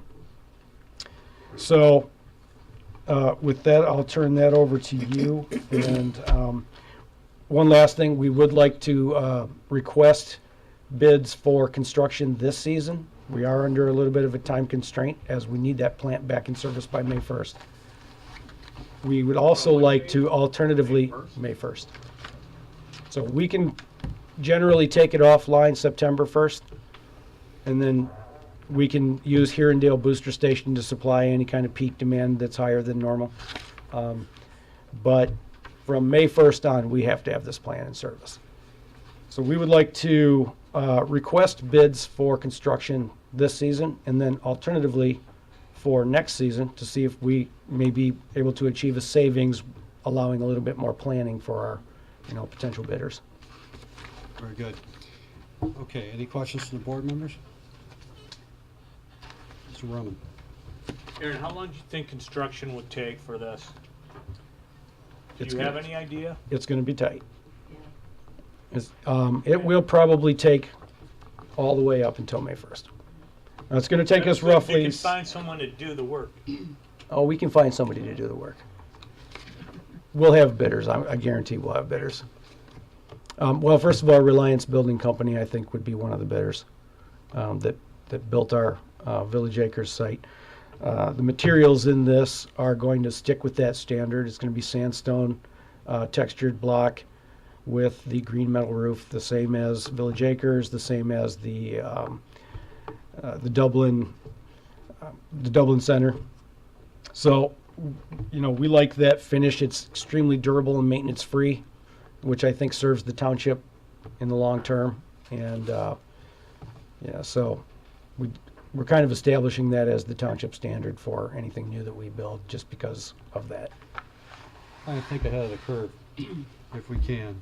Well, The simple fact that we've had and have been very successful with the iron filtration treatment facility, and that this particular site is one of the sort of natural directions to go for a potential future facility.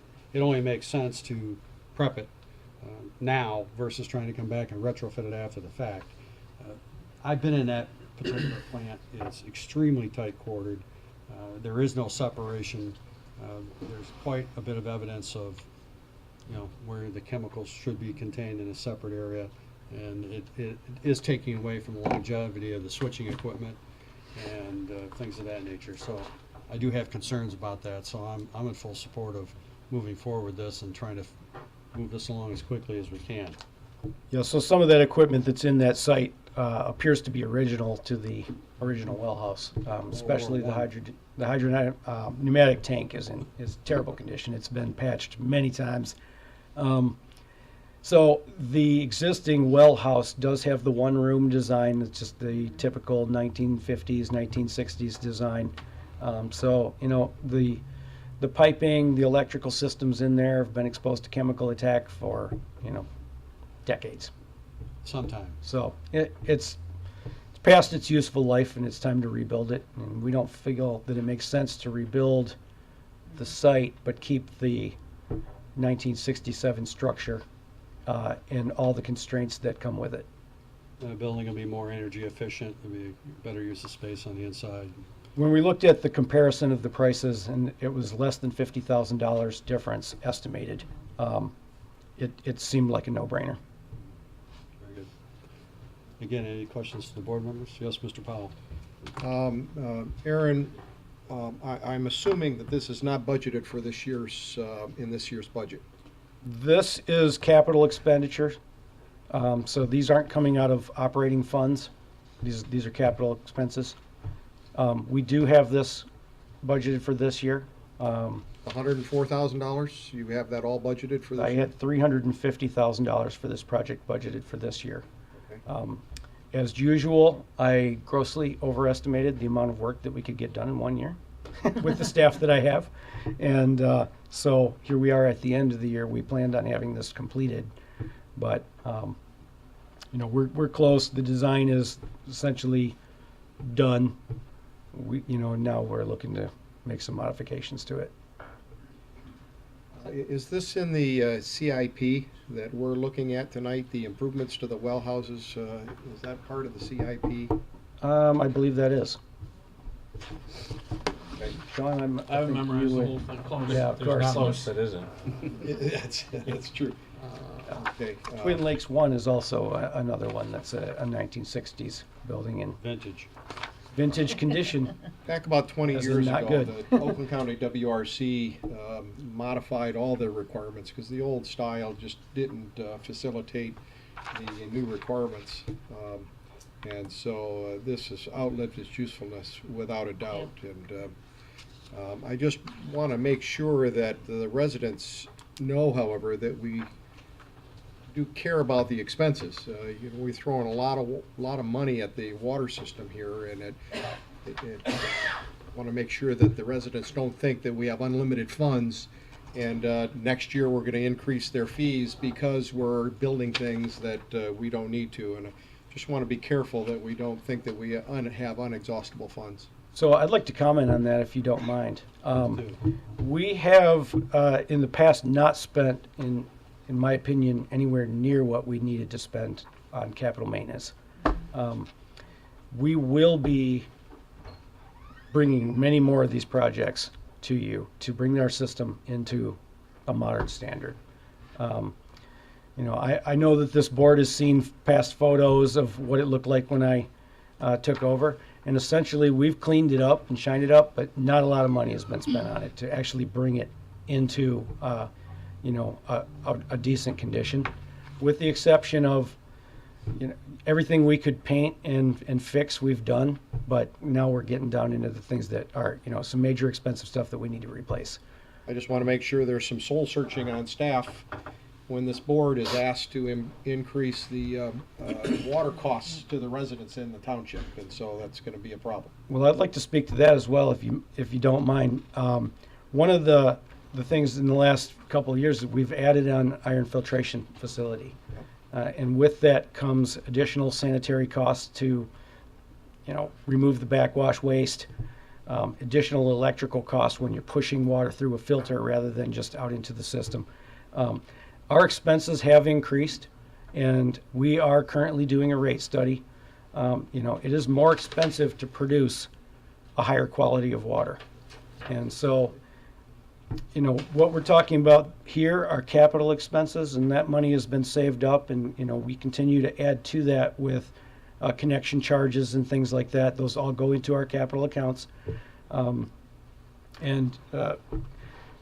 Roman and I have explored, some CDs and different things that we can do with some of our funds to let that money grow itself a little bit. But as far as operating goes, in 2017, we spent 1% less on operating than they had the 10-year average prior to 2017. We spent 14% less on operating in 2017 than we did in 2016. So there's kind of two different things we're talking about there. We are spending a great deal of money, but I assure you and all of our residents here in White Lake Township that we don't spend any money frivolously here without a great deal of research. People in-house here know that I sign every single receipt that goes through our office. Nothing leaves and goes out to get paid until I've reviewed it. So I feel like we're doing a good job managing these funds, and I think we're getting more out of our dollar than we had in the past, and I think we'll continue to do so. There may be rate increases, there may not. We don't know those things yet until we get these rate studies done, but I will just say that we're not just spending money because we think we have it. I'd also recommend that this state, more than any other state, knows the value in high-quality water, and I would bet that the DNR and the MDEQ have some grants available for upgrading our systems to make sure that maintain safe, and I didn't know if we've explored We are that. on constant vigilance for Okay. those. Some of them that are out there are available to more rural communities right now, but we're constantly watching that. Okay. The rate hound for that type of stuff, so if we can find it, we're going to. Good, thank you. But these particular facilities, and there's a few of them, but this one in particular, it's time to bring it up in the 21st century, because if we want to bring it up to speed and and put the SCADA equipment in there. I do not want to expose it to the elements that expenditure would put it to. It doesn't make sense. If we want it to work when we need it, eventually we're going to have to replace it. We've got to replace it. Nobody can keep a daily driver on the road 24 hours a day for life. Eventually you're going to wear out that motor and it's got to get replaced. Exactly. So. And that's the unseen consequences of turning on your water faucet. It takes time, money, and effort, manpower to get that water there. That water is free. It comes out of the ground. It doesn't cost us a nickel. Okay? We don't have a meter. It's all the handling and the processing that it costs everyone. And this is part of that cost. And our water costs comparatively for municipalities around us and through multiple areas throughout the state currently is very, very, very cost effective. And our water rates are very good. And it's not a reason to raise them. It's just a reason to be more efficient. So if we do have to have any increases, we make them absolutely minimal and just to keep us going in the right direction. And as we gain users, which we are now up to 22, 23? Around 2,200. So we picked up almost 300 in the last year. About that, yeah.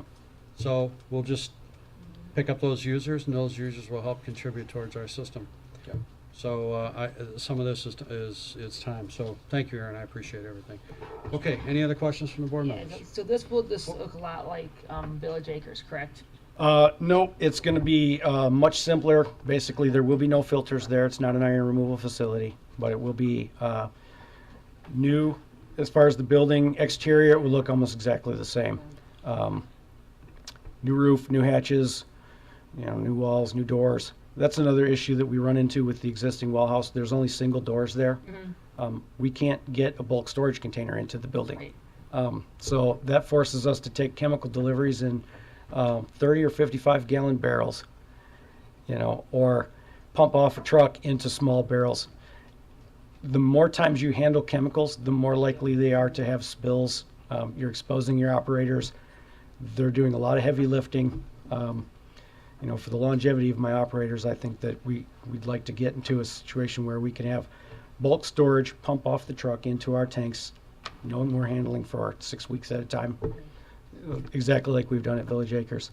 So the interior would have a separate chemical room to isolate the corrosive vapors, separate electrical room so that you don't have electrical equipment exposed to potentially getting splashed from water fittings, and then you'd have a pipe gallery. Like I said, blind flanges will be added so that eventually, if we decide to add iron filtration or expand this plant in any way, then the piping is there. All we'd have to do is connect to it, punch out the hole. The lentils will be in the wall already, so that we can expand off the back of that building and run some pipe to and run some pipe back, and you're good to go. Everything we're building now will stay in place, with the exception of the additional SCADA cabinet to operate the new equipment. Thank you. Yeah, thank you. Okay. With that, Mr. Roman? Aaron, two questions. One, because we're talking about rates, Yes. would a rate study have to be done before our water department would move our water rates? Yes, we would typically do. We would want to have a comprehensive rate study to make sure that our rates are correct and in line with our costs. And I mean, then ideally, two- we'd like to be breaking even or slightly above every year. Understood. And two, the motion you're looking for today, is it just to go out to bid? So the motion I'm looking for today is to approve an amendment to the engineering services agreement for Hillview Wellhouse Rehabilitation dated 8/15/17 in the amount of $7,700. And to authorize DPS to prepare and accept bids for the construction of this project. You get that, Amy? Okay. So there is the. Something like that. Lisa You can did clean that it up good. for me. You've got that down. I'll make that motion. That's the motion, yeah. We have the motion, looking for support. Support. Motion and support, all in favor? Aye. Ayes have it. Thank you, Mr. Potter. Appreciate it very much. Thanks, Aaron, as always. New business, first reading fee ordinance amendments, ordinance 129. Okay. Lucy, do you have anything to add to that? Now Kathy did it. I know she sent, I mean, if you want, I'll explain. Kathy sends around an email to all the department heads saying that there's a request to change fees. She tries to adopt this, once or twice a year if possible. But then if a department needs a change, it kind of gets reopened. So she sends around an email to everyone, and all the requested changes she incorporated in this ordinance in front of you. It is up for first reading.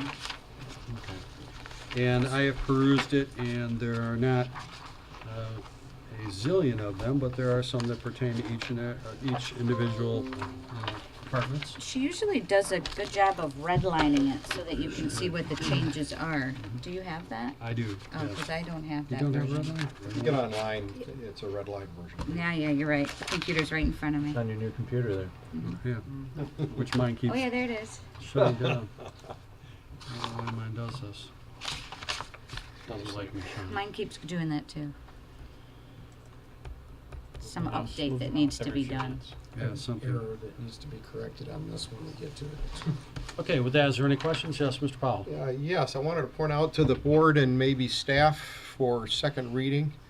On page 3, item D, the intent here is to have the water fees parallel the way the sanitary sewer fees are described.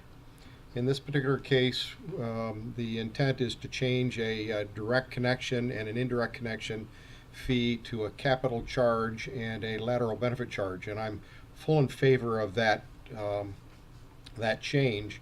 But down below, it still describes the indirect connection charge and the direct connection charge. My suggestion is that definitions just be changed. That equates because we're not changing the water ordinance right now. But if this can just change the definition of indirect as can be found in the water ordinance to capital charge and lateral benefit charge, I think this can still be accommodated, and it can then parallel the sanitary sewer descriptions as well. Then if you go to page 6,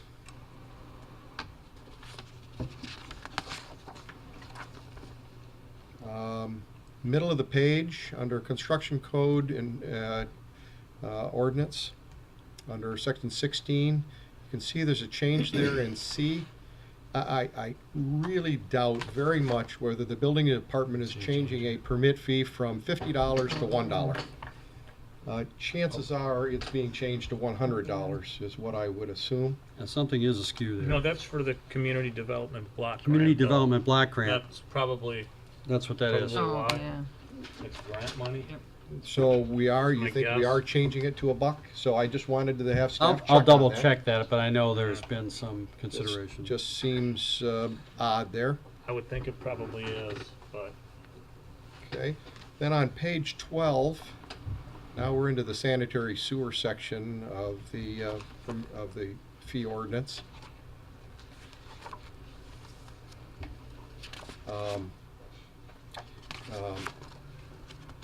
The lateral benefit fee and the capital connection fee are the same, and the capital connection fee for one district in the township is different than the capital connection fee in the other district in the township.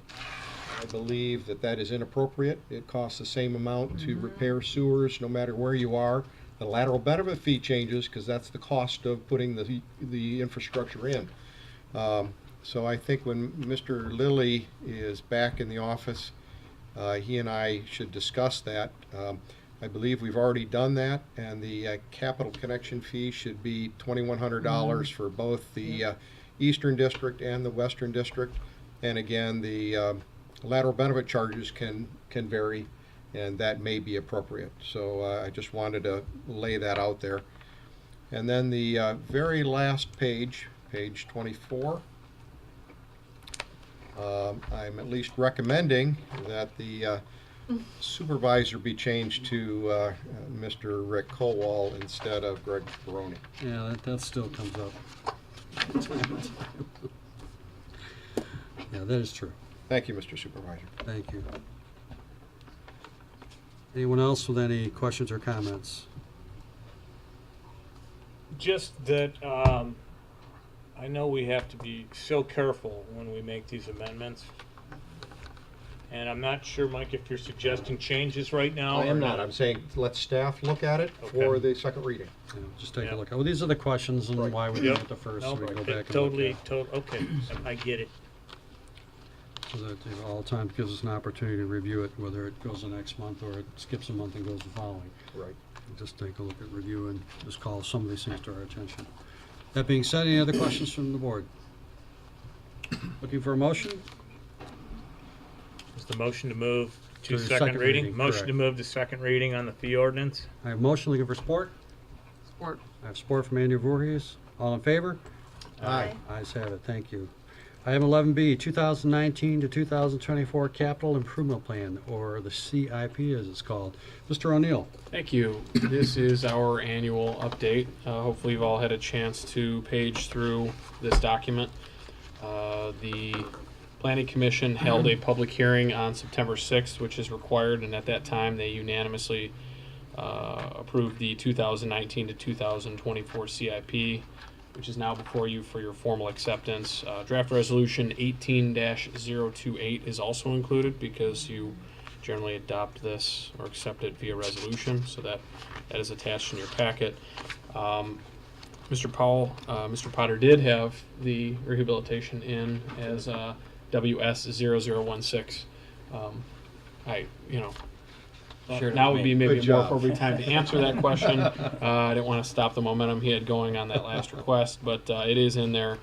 And, as are many of the other projects that you've seen over the years, generally, if the projects aren't funded, say, a new fire station one, for example, that's been on the radar for many years. It's definitely needed, and it just keeps moving out on the horizon as we update this revolving 6-year plan, which, as you all know, is a requirement of the state through the planning enabling legislation of 2008. So by state law, effectively, if you own or operate a municipal water or sewer system, you must have this plan. So we do, and we have for many years now. So the CIP police don't come kick our door in and lock somebody up, probably me, for not having this together. Better you than me. Yeah. So we are compliant as always in this regard. If you have specific questions, I'd be happy to answer them. I'd also like to acknowledge all of the senior planner, Jason Icoangeli's hard work on this. Every year he plays a very key role in this. And again, per usual, he's done a fine job, and I just want to acknowledge his efforts in this plan yet again. And again, this particular plan is a requirement of the state, so we do need to give them some kind of a wish list / forecast of what direction we're going in. And also, it's also a requirement for many grant applications to have this plan in place, correct? That's correct. Project has to be $50,000 to effectively make this plan, or it's not a project. So a police car itself is not a project. A fire truck is absolutely a project, because one costs 20 times more than the other. This is, some people who aren't familiar with this process, they look at this and they get alarmed, and they're like, you're going to spend how much? And we explain to them that this isn't approving a budget to spend this money. It's simply collecting all of the needs across all the departments township-wide.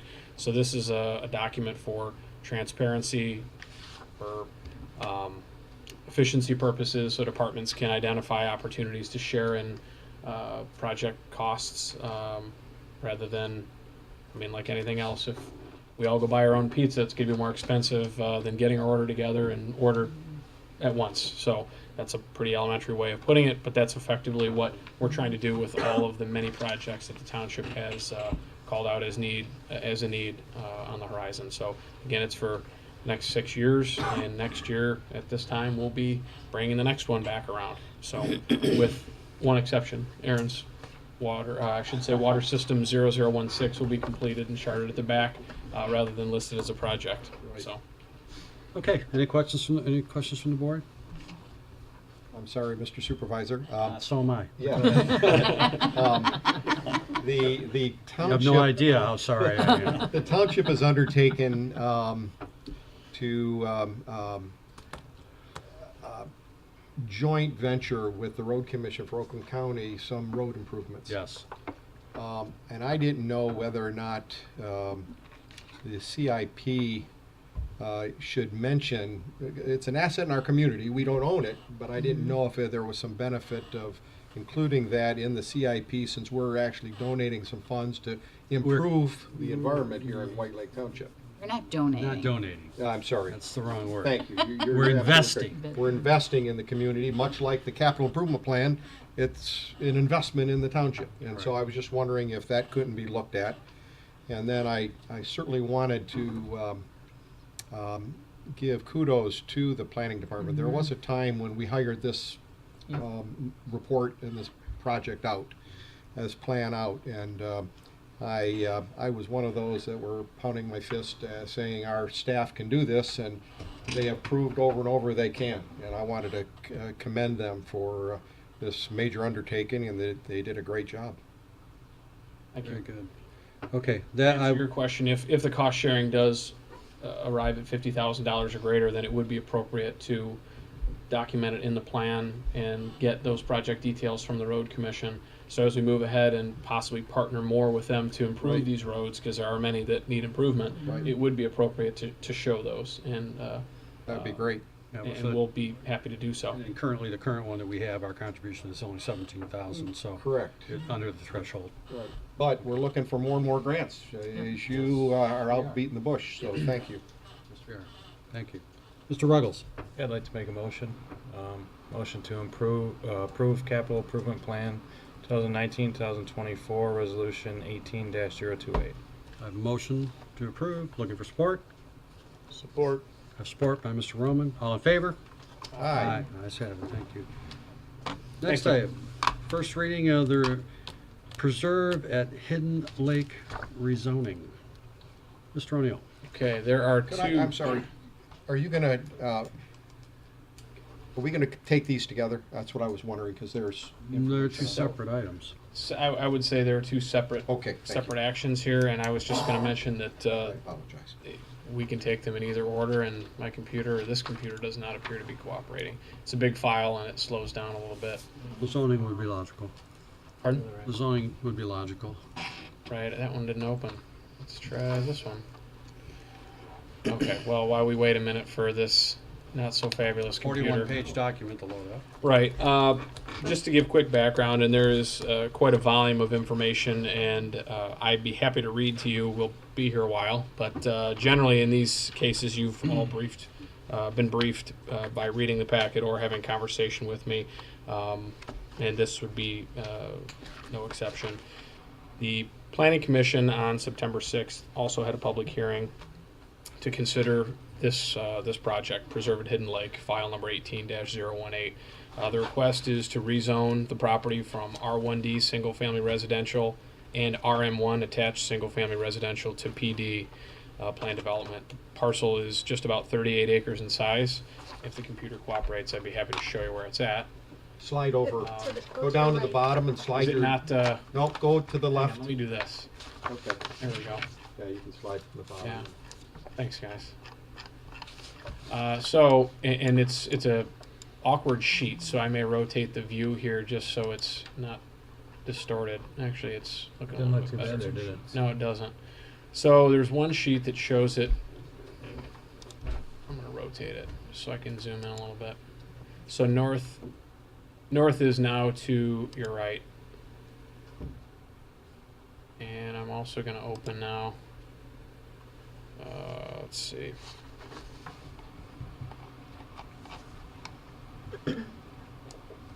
Real address, so I'm going to do this. Just so everyone has their orientation. So it's really easy to pick this out because that is 6 acre. I don't know when a pond becomes a lake or a lake becomes a pond, but this sucker is 6 acres. I think it is. Okay, then it is technically a hidden lake then. So their name is accurate. So just to get your bearings, Fire Station 2 is right over here, I believe. Yes, Fire Station 2. And then there's a pretty dense neighborhood right to the west that has a grid pattern street that dead ends into this property, all except for Blondell doesn't go all the way through. So when we sent public notices out, obviously a good number of people on all sides of this received a notice and participated in the hearing. The property that's zoned single family currently is this northerly piece that's just a few acres in size, where St. Pat's Fair currently parks during their event. And then the multiple family portion is the rest of it that you can see is, you know, heavily wooded. The Planning Commission, again, was tasked with making a recommendation after holding a public hearing on the site plan and on the rezoning. They did make a motion to recommend to you that the site plan, preliminary site plan, be approved, as well as the rezoning that was just mentioned. There were some conditions attached, as you probably saw in the minutes, including the recommendations of those who were reviewing. The review comments were to be considered. There was a consideration that the developer look at possibly reducing the number of townhomes on the north by 4 units. It didn't say he had to. It recommended that he do so, which is this. Again, the orientation is at the right side of the screen is north. This is Hutchins over here. There are 37 of those units. He indicated he did not want to do that. They didn't say he had to. They recommended he consider it.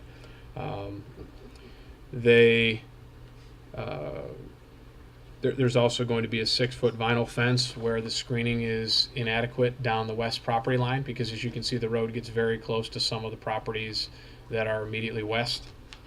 They had asked for some sidewalk stubs to that neighborhood. This neighborhood has no sidewalks and they have very narrow streets, so there'll be no road connection, which would not make sense. The streets can't really handle additional traffic. Some of them are still gravel roads, and I think the folks who live there like it a little quieter, so they don't want any pass-through or cut-through traffic. So there are no sidewalks here, but there are going to be a couple of sidewalk stubs where it makes sense, probably at Ashdown and Kettering, possibly Millward. There are also going to be some fire hydrants stubbed off at a couple of these streets. That neighborhood is not on water or sewer, so where I showed you Fire Station 2 over here, if there ever was a fire, and there have been certainly fires in this neighborhood, we talked to a neighbor who had a home fire. They have to tanker shuttle, and John probably could give you more details on how that works compared to being able to hook a hose to a hydrant. So along that west property line, they're going to be stubbing off at a few locations fire hydrants on the west side of the fence. So there is access at the end of some of these streets to municipal water for fire protection. And then also the plan does not show at the very north end at Hutchins, doesn't show the sidewalk that would be required to pick up the traffic that they direct to Hutchins. And I'll zoom in a little bit more. Maybe I won't. Okay. You can see it right here. The sidewalk that they have running down Hutchins and down Union Lake Road stubs off to the north to cross Hutchins. They just have to put a piece over here of sidewalk to pick up, with a ramp to pick up the traffic that they introduce into the street on the south side.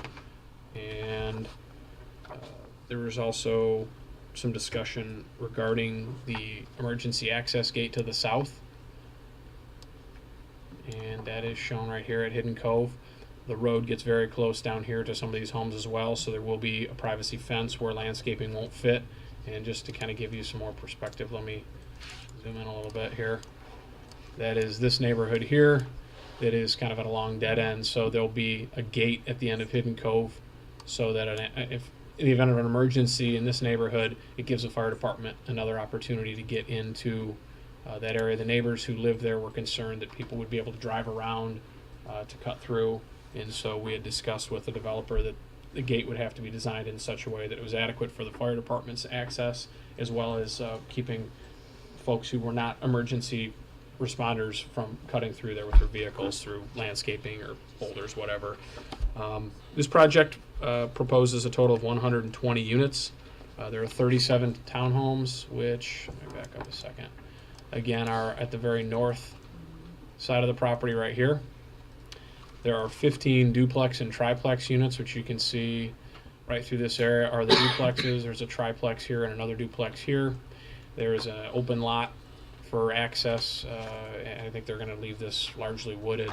They're going to put some amenities, and they may talk more about that if they give a presentation on these lots here that have been left open. The Planning Commission, I believe Mr. Ruggles, the Planning Commission had asked for a walkway, kind of a mid-block walkway, so that the folks in the backside of this single-loaded road loop would not have to maybe go all the way around to get to this access lot. So this was a way to kind of funnel them all through, which was a good idea, and they incorporated it. But these are all single-family homes on the south side, and there are 68 of those. So that is the project. Again, the reviewers all made their comments. There are some conditions that need to be met. I believe the developer has agreed to address all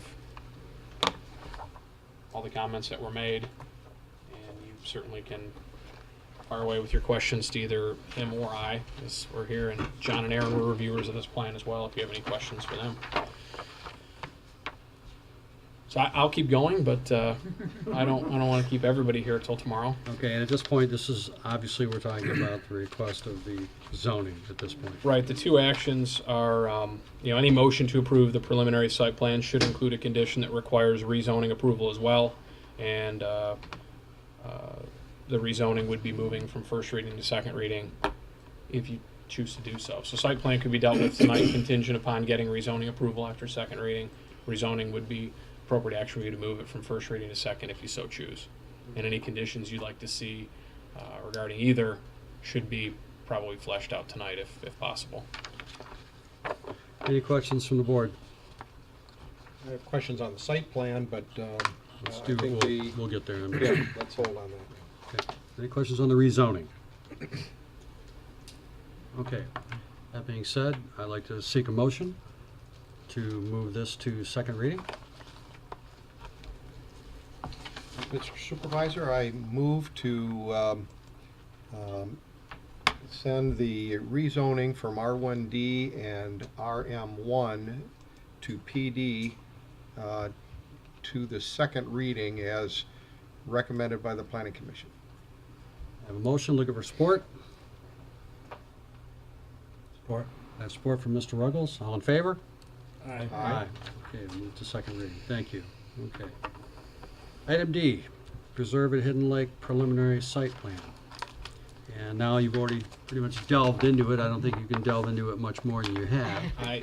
I'll delve away if you all believe me. No, that's okay. So I have reviewed it myself. I'm not sure if, how much the other board members, I should say, have looked at it. I did like the amenity that was added, which was the walk-through sidewalk from the other street. That was a nice little touch. It gives a little sense of connection. We are all preaching interconnectivity in our communities, so that small amenity will make a big difference to a lot of parents that are trying to walk their kids or walk the area. And it definitely gives us a flair of a family-friendly type of neighborhood. Yeah, and the one thing I should mention, and I did not include originally, is this project started many months ago. It was back maybe in March. I think it first went to the Planning Commission for discussion. And if you look at the screen, really, wrong way. So they first came in having only this piece down here under contract, not this 4 acre or so parcel to the north. So it was going to kind of leave this 4 or 5 acre parcel out of the project, and it was all going to be single family. And this is a tough parcel to develop because of the configuration. It's an odd shape, and then to have, nothing's worse than trying to lay out houses in a triangle with a circle in the middle of it. I mean that in a square and rectangular world that civil engineers and planners generally work in, that's somewhat challenging. So we had talked to them about trying to expand the project and go all the way to the corner and make it one cohesive development. And we were pleased that they did that because it allowed us to go with a mixed use approach, which I think is very appropriate in this area. I should say mixed density, not mixed use. It's all residential in use, but they go from a higher density to a medium density to a lower density. Though it's a 70-foot lot, it's still obviously lower density than a townhome and a 6-unit building. So we are pleased with the variety of product. We've certainly heard over the last year or two that there's a lot of desire for more condo units in the township, and that's not what they necessarily were intending to do at the beginning. They were all single family. So while we certainly encourage them to build single family homes, ranch style has also been in high demand currently. They're also going to offer a condo type product. So and really bring 3 parcels into this instead of just the 2 originally. So I have a question. Is that all right? Yes. What kind of involvement has taken place with the road commission as far as these entrances so far? Road Commission has reviewed it. We got preliminary comments back right before the Planning Commission meeting via an email that is in your packet, and I'd read to you if I can flip to it. Basically, a traffic study was done, which is required. A rezoning traffic study of actually a more full, robust traffic study was done, and Scott Sinkowski from the Road Commission said the Road Commission does not object in concept to the proposed layout that's been submitted. Both approaches to Union Lake Road would warrant prohibition of inbound left turns unless a bypass lane is constructed on Union Lake Road. So in English, that means where their 2 driveways are along Union Lake Road, there has to be an opportunity for them to pass on the right side to people for people turning left into the project. And there'll be XL and decel tapers as well, or flares. The existing decel lane for Akehurst Drive would need to be expanded with proper tapers for the speed limit to function properly as a bypass lane for the southerly approach. So what that means here is that, here's Akehurst, and you can see a little bit of a taper here and here. They're saying they need to be expanded in order to allow for safe passing of a road, or I should say a vehicle turning left from the road, from Union Lake Road into the development. And where that lines up is right over here. It's hard to flip back and forth a little bit, but so there is work that needs to be done. The developer's aware of it, but they don't object to the location of the driveway. There'll just need to be improvements, and they don't object to the traffic study, nor did our engineer, Lee Merrill from Johnson Anderson is our traffic engineer, and he reviewed and concurred with the findings of the traffic study that recommend this type of work. So there's no merit to schools out, schools not out? You mean the traffic study? Well, actually, that was the question. Is it the thought by some of the people who participated in the public hearing was that the traffic study was done over the summer, and that was not the case. I believe the traffic study was done in April. Yes. If that's not, yeah, and it was done like on a Tuesday or something. They do it on an average day. We don't let them do a traffic study on Sunday morning at 7:30. It's got to be at an appropriate date and range, and obviously it wasn't, there weren't wintry conditions at that time, but that was some of the other concern that certain peak times of the day the road doesn't work well. It's not designed to handle a ton of traffic. Its conditions quite poor. As a matter of fact, it might be the worst stretch. This might be along the worst stretch of road in the entire township as far as the quality of the surface or lack thereof. So.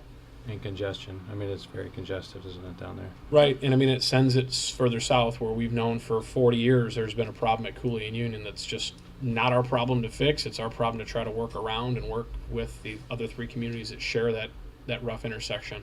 Yep. And so. The county's well aware of it. And they are. Question. Mr. Roman. Sean, can you zoom in on the northern section of the? Sure. Those would be the townhouses. Yeah, let me zoom over here. These smaller rectangles are the townhouses right in this area. So the planning commission had asked to remove, was it up to 4 units on the north end? They asked him to consider. Just to be clear, that I had asked them to be clear on the recommendation, and they weren't comfortable saying they had to come out. They were more comfortable saying that they recommended that the developer consider taking them out. And I don't know too many developers that would just say, okay, if you're asking me to consider it, I'll just take them out. But, sure. So if you don't want them out, they're not saying you have to. If you do want them out, then now would be the time to talk about that. But they're well within their density requirements. That's correct. The master plan density for this zoning district is 2 to 8 units an acre. They're at 4.5 units an acre. And density's good. I'm good with the density. Fine. But I'm just curious, do we know how much space is to the north of those townhouses, between the northernmost townhouse Yes. and Hutchins? it looks like about 30 feet. I gotta zoom in a little bit more. 30 feet. That's Not to the the right of road, way. That's to the right of way. That's to the, correct. It's actually more Not to the road. road. It's probably, you know, an extra 10 or 15, depending on where you're measuring from. Yeah. Okay, and then do we have sidewalk on would be the south side of Hutchins? We do. That's what this long, thick line is right through here. And that's the crossing that I had mentioned earlier where they need to just put a pad over here to pick up any traffic that's introduced into the street. And then there's a sidewalk running down Union Lake Road. And if I back out a little bit, you How about can on the see it north side of Hutchins? Is there a sidewalk there? There is not. And actually, we can look at this as well. This is what the north side of Hutchins looks like now. So this is where they show that sidewalk cutting on an angle. Actually, it's just running parallel with Union Lake Road, so it comes through on an angle. This is where they'd have to put a sidewalk pad over here to pick up that traffic. But it's going to lead to nowhere. Pardon? That sidewalk's going to lead to no. Currently, yes, and there's really very little sidewalk. I mean, as you can see, when I zoom out, there's no sidewalk in this area. I mean, you've got to go across to the sidewalk we put in here to connect this neighborhood to Dublin, which was a great little project to find any community sidewalk. There might be some over here too. No. It's up in Acres. Yeah, when you go down. Yeah, it doesn't go across the frontage.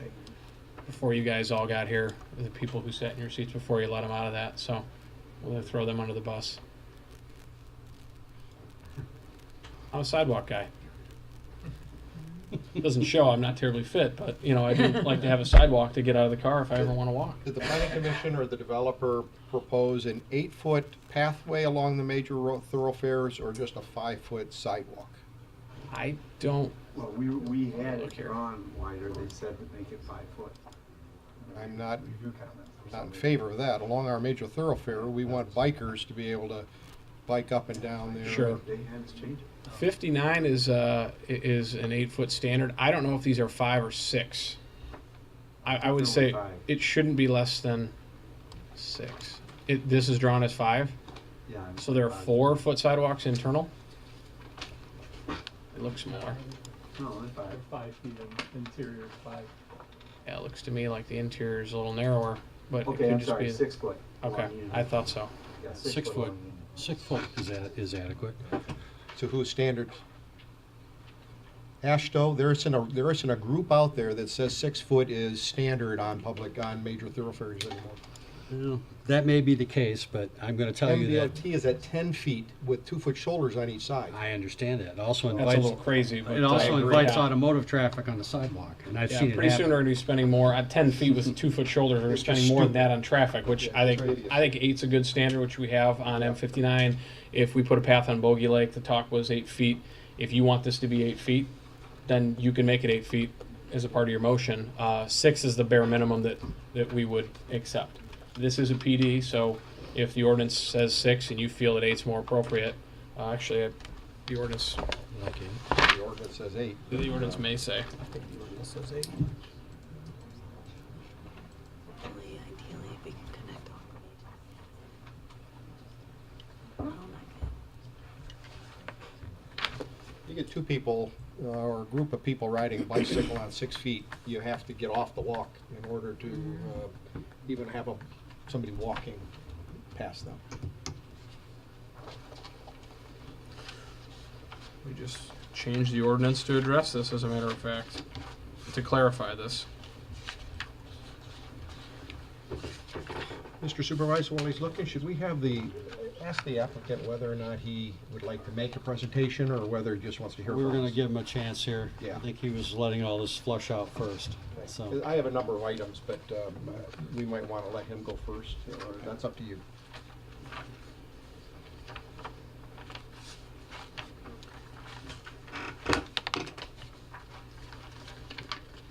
There's only, you could just punch it in. and Well, I don't. sidewalk. I should actually go to it on the. I'm the guy who tries to find his way without the directions and gets lost.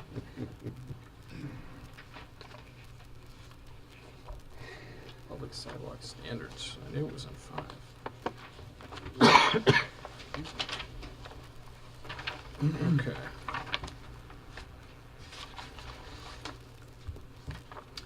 Along major roads, 6 feet. Along M59 Highland Road, 8 feet. I stand corrected. Very In good. residential districts, 5 feet. 6 feet. I look at it this way.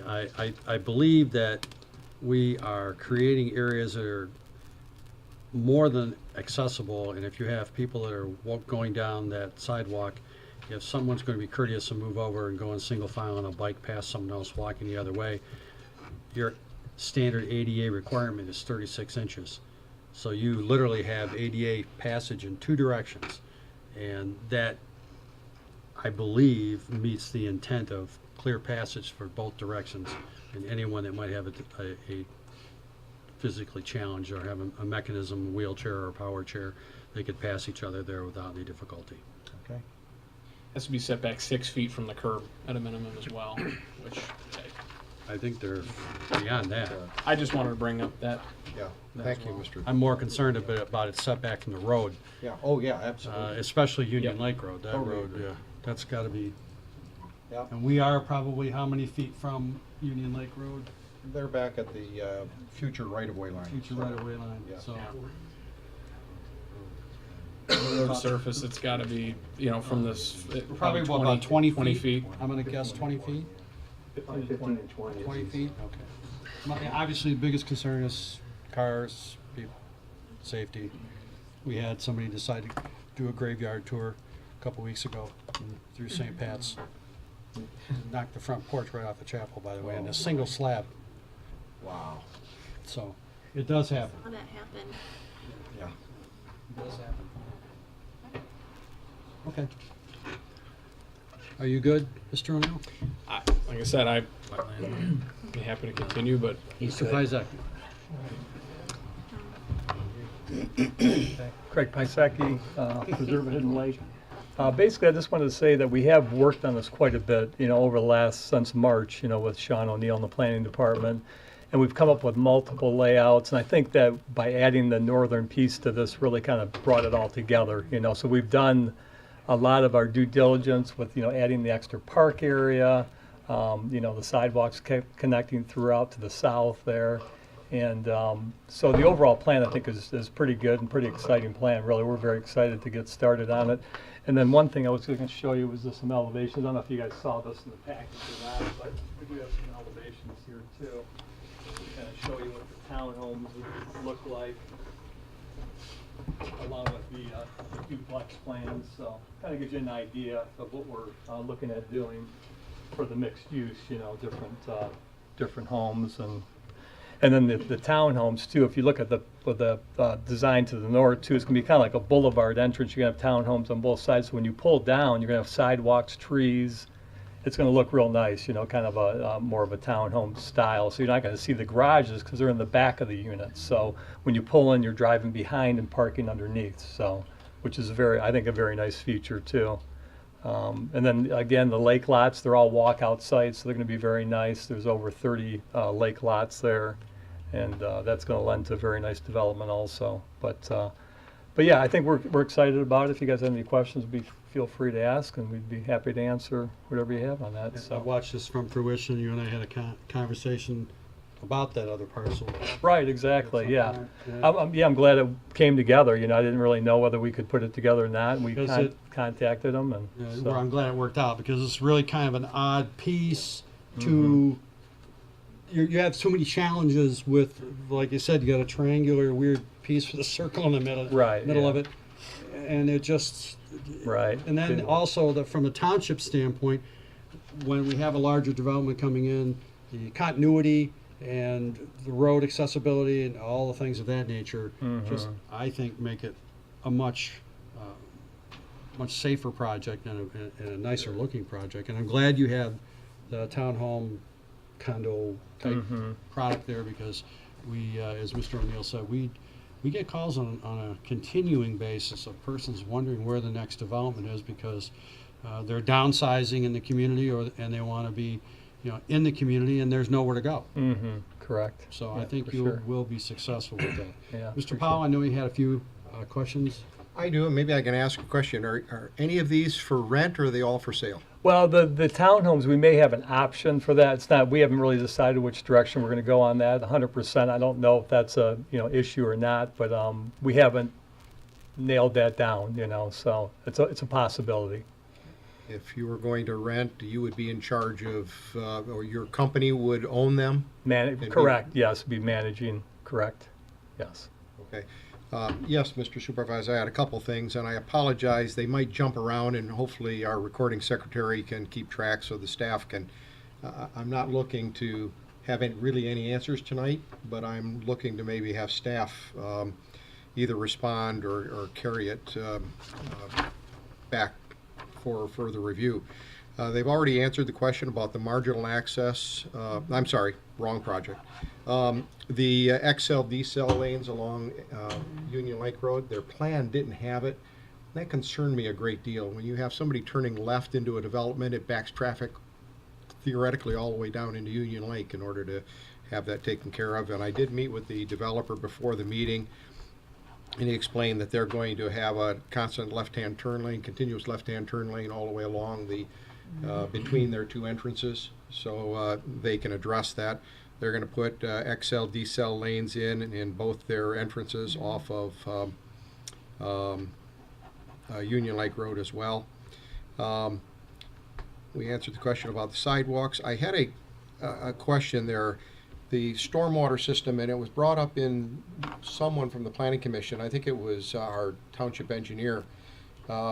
They're taking the stormwater from their streets, the lawns, roofs, all the stormwater developed in this, and outletting it into the lake. That's really not allowed anymore in today's modern world without forebays or what's called vortex chambers, stormwater treatment chambers. And I'm hoping that our engineer picks that up and makes sure that those are in, as well as lake area communities try to provide a buffer for fertilizing around lakes.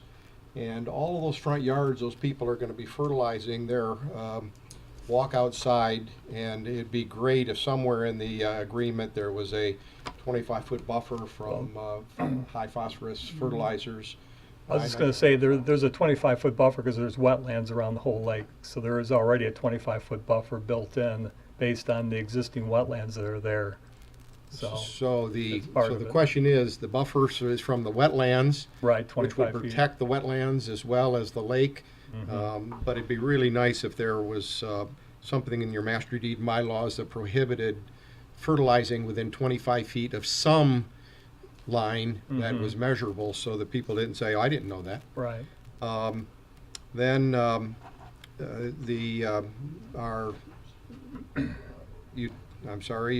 DPS director said that we were going to need some PRVs in there. Has that been addressed yet? We are working on that. We've got some budget pricing for PRVs. That's option one.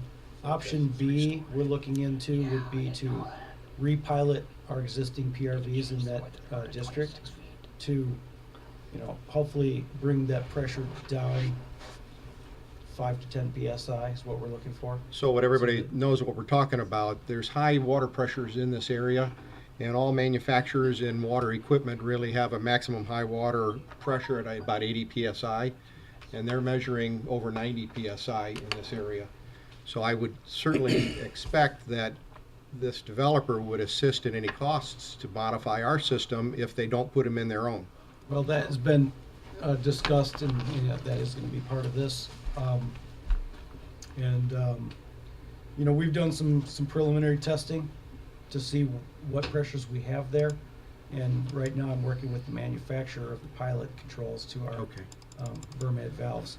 If they can just be readjusted, that'd be great. But, well, they're out of some of those valves are out to the extent that they can be adjusted now. Okay. They were designed for what we have currently in existence. Bottom line is, this developer, we don't want to incur costs to our residents. Correct. To help this developer necessarily. So I just throwing that out there. I had addressed that in my review comments, and we've been working together on this. So. Next item that I had was, this is a pothole lake, the Kettle Lake, and so there is no stormwater overflow. So if we get if we get, God forbid, what happened down in North Carolina, every home that fronts this body of water would flood. And I just happened to notice they did all their numbers right, but I happened to notice their baseline analysis for the normal water elevation of that lake was done in November last year. Very dry time of the year. And so therefore that water might have been, I'm just speculating, might have been much lower than normal. And they've then done their calculations based upon that. In the springtime, that water's probably a foot higher or greater, just normal.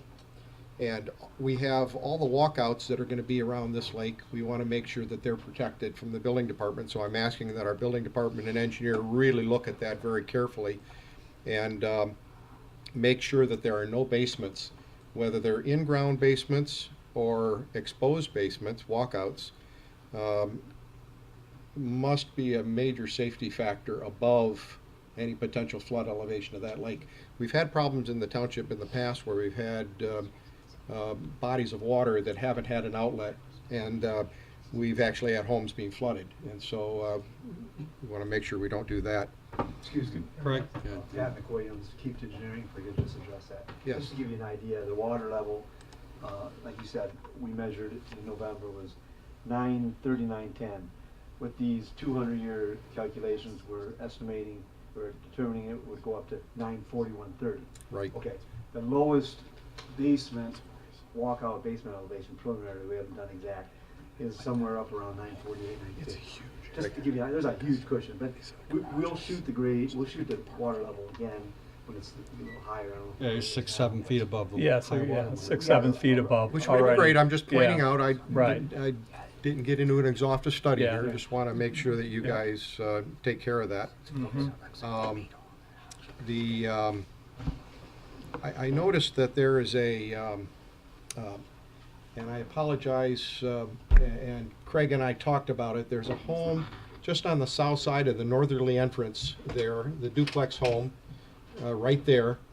The driveway comes in and the headlights are going to face right into the traffic in Union Lake Road as they come down there. And it's going to blind anybody going north on Union Lake Road. So I'd like staff to look at that and see if there isn't some kind of conifer evergreen configuration that could go to block those headlights from going right into Union Lake Road. We do have a landscape plan also that shows some landscaping in that area, plus there are some natural trees that exist, you know, so that shouldn't be a problem whatsoever. Yeah, we just want to make sure Yeah. that in the wintertime when the leaves come off, that it still doesn't hit Right, the, sure. the Yeah, headlights I mean, of cars. it's showing some trees out here. It's Yep. not showing much, but we'll expand upon that. And there is an elevation change there, Mike. It does drop down a little bit, not a It's lot. just field there, Sean.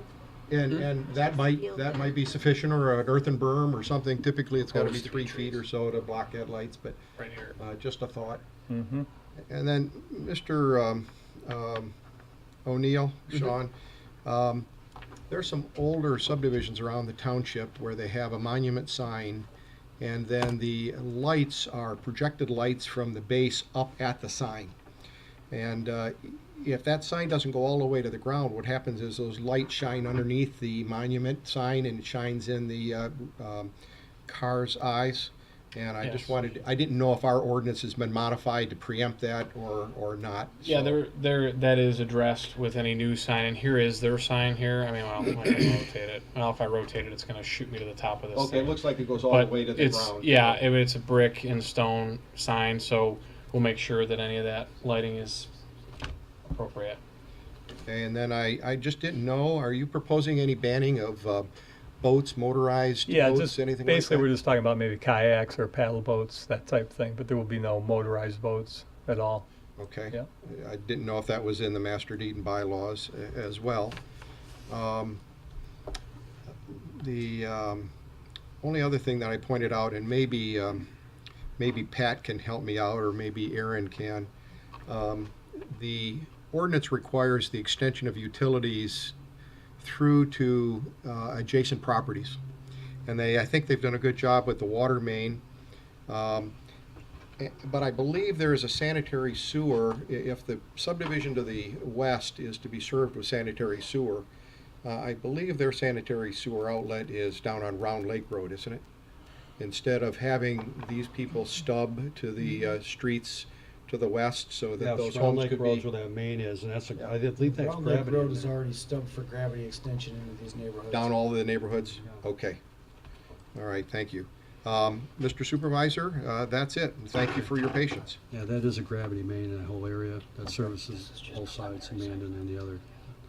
Okay. So I'm very familiar with that particular one. Okay, duly noted all the comments, and we can kind of take a look into some of those. In particular, there is a concern that we don't end up with a basement flooding scenario, and simply because there is no natural outlet to that particular pond. I might also recommend in the areas that you don't have walkouts, that you could end up with some groundwater mounding in a wet year, even though the walkouts don't have a problem. If you set basements lower than that further away, you may have an increase in groundwater as well. So that's just a minor building issue. Okay.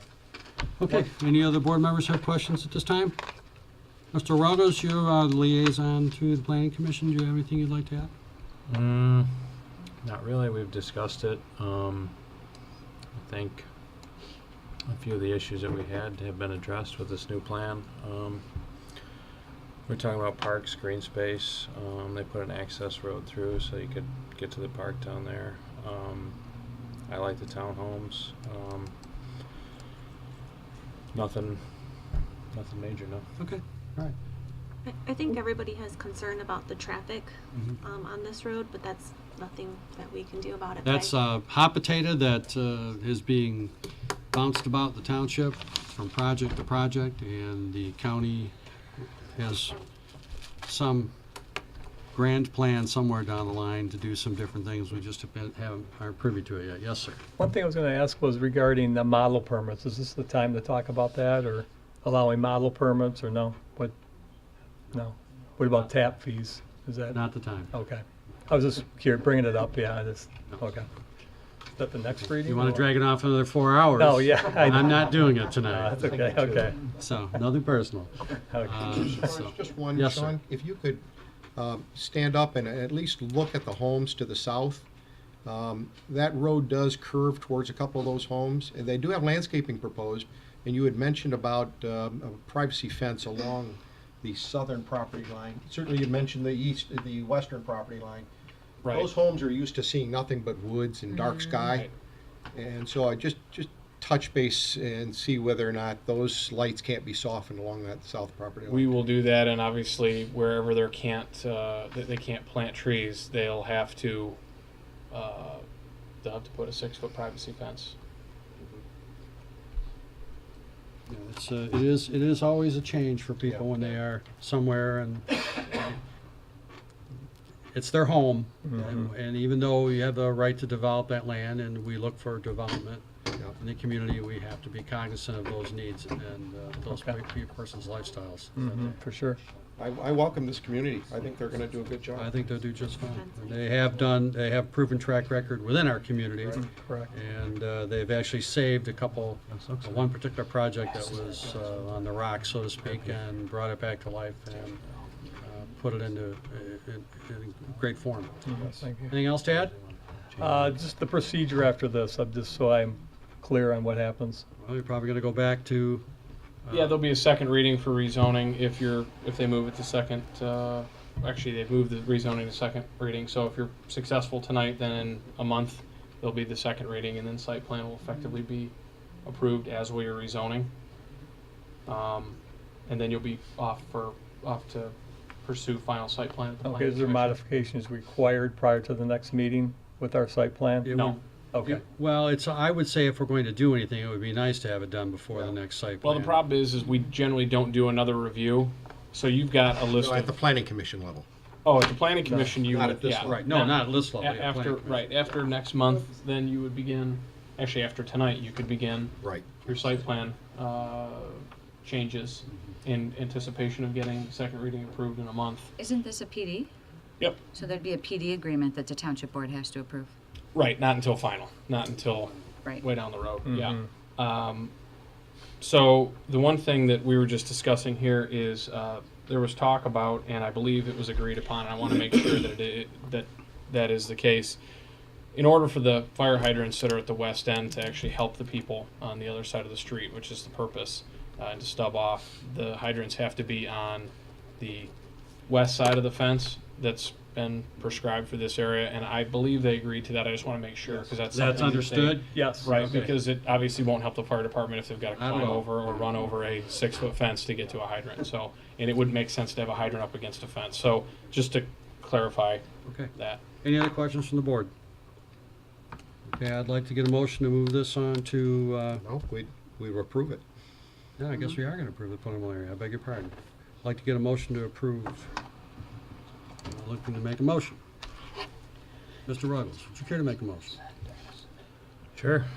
Let's see here. Okay, we're gonna make a motion to approve preliminary site plan for Preserve at Hidden Lake, file number 18-018. I would just ask that the discussion tonight be included in that motion, as well as the planning commission's recommendation. Okay. And the consultant's letters, yeah. Got it, Amy? We have the motion, looking for support? Support. There's support from Andrew Voorhees. All in favor? Aye. Thank you, Thank gentlemen. you. Thank you very much. Good job, Craig. Yeah, Pat? thank you. Looks good. Appreciate it.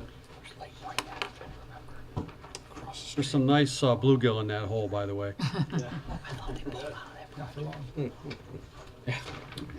Don't tell anybody. You'll have 3 eyes. Okay, item 11E, Lake Point preliminary plan extension, and this is the project that's in the same corridor, Union Lake corridor, and has been before us before. Sorry, just 1 second. How are you? Hold on, technically. How are you? G development. Okay, we'll get Mr. O'Neill here in a second, and we'll All get right. things raised to technical difficulties here. This computer, this line isn't working, and so it's not hard Thank plugged you. like everybody else's. It's wireless. So right across the street from the project that we just talked about is Lake Point, which you probably all recall approving just over a year ago. I'll go from the memo to the aerial. It's this parcel right here. It includes this larger parcel and then the house to the north. So it's really between Independence Village and the Boca Vina condos, and the offices out in front here. It's great use for the area, 57 condos. The project hasn't progressed to final. Technically, the site plan, preliminary site plan, is good for 1 year. You are able to extend it for an additional year. So if you are to take affirmative action on that, which I would recommend, then they would be good until May 23rd of 2019. And they're aware that this is a 1-year extension they get, so they've got to progress to final in order to keep this project alive. But it's a good project, a good use in this, in this area of the township. So that would be, in a nutshell, my recommendation. I don't know if Sean, was there like 50? 57. 57 yeah, units. and remember. Jack, I don't know Nice if development. It's a very, actually, I remember it, it's a very nice development, and We again, like it. that Yeah. clustered We'd like it home built. product, which I So would believe I you'll be think, very I think successful with. we're finally going to get going on it. I apologize it's taken so long. We started looking at costs and bidding, and it was a learning process. There were some changes that we made that we think will enhance it, not only for us, but for the people that we sell to, as far as maintaining it and so forth. It'll be less costly now and I think we're going to get this going. I was hoping to be back in October with the final, but I think it'll probably end up in November. Very good, okay. Okay? I have no questions, and I am familiar with the original plan. I think I was back on the planning commission when that first came about. I dreamed about moving into it, quite Yeah. frankly. It's a nice Exactly, place. Yeah. Nice place. it's very straightforward, and it's sort of a no-brainer tonight, but it just has to come. I do have a question and request of Sean and staff. If you take a look at Boca Vina, there's a very long entrance drive that goes all the way up to the condominiums there to the north, and then the single family to the southeast. And it would be extremely helpful. All of those Boca Vina is on septic fields. If there was a way to sneak a lead between a couple of those units back in there, back to the curve there on Carpathia Drive, that would save that community many thousands of dollars in order to tap that sanitary sewer back there instead of running all the way out to Union Lake Road with the sanitary. I just throw that out there for staff to look at. They have sanitary sewer that's running in front of their units there, and it would just be a stub, even if Boca Vina was given the option to pay for it. That would be a huge cost saving to Boca Vina to allow that to happen. It's something we can look at when we get to that. That'd be great. Mechanical end of it. And Yeah, but that we're not, is- it doesn't come before us anymore. No, but, That's why I asked staff to look at it. yes, Mr. Rowan. I'd like to make a motion to extend the preliminary site plan out 1 year for the Lake Point condominium project file 17-006. I have a motion, looking for support. Support. I have support by Mr. Ruggles, all in favor? Aye. Aye, the ayes have it. Okay. Thank you. Moving on to item. Thank you. Thank you very much. 11F, we have a proclamation for Constitution Week. As we all know, this country is based on the Constitution and the rights that it gives us. Our nation's founding fathers. So it's very interesting that the National Daughters of the American Revolution request a Constitution Week proclamation from the Charter Township of White Lake. And whereas September 17, 2018 marks the 231st anniversary of the drafting of the Constitution of the United States of America by the Constitutional Convention, and whereas it is fitting and proper to accord official recognition to this magnificent document and its memorable anniversary, and to the patriotic celebrations which will commemorate the occasion, and whereas Public Law 915 guarantees the issuing of proclamation each year by the President of the United States of America, designating September 17th through 23rd as Constitution Week. Now, therefore, let it be known that the White Lake Township elected officials hereby proclaim the week of September 17th through the 23rd Constitutional Week in Township of White Lake.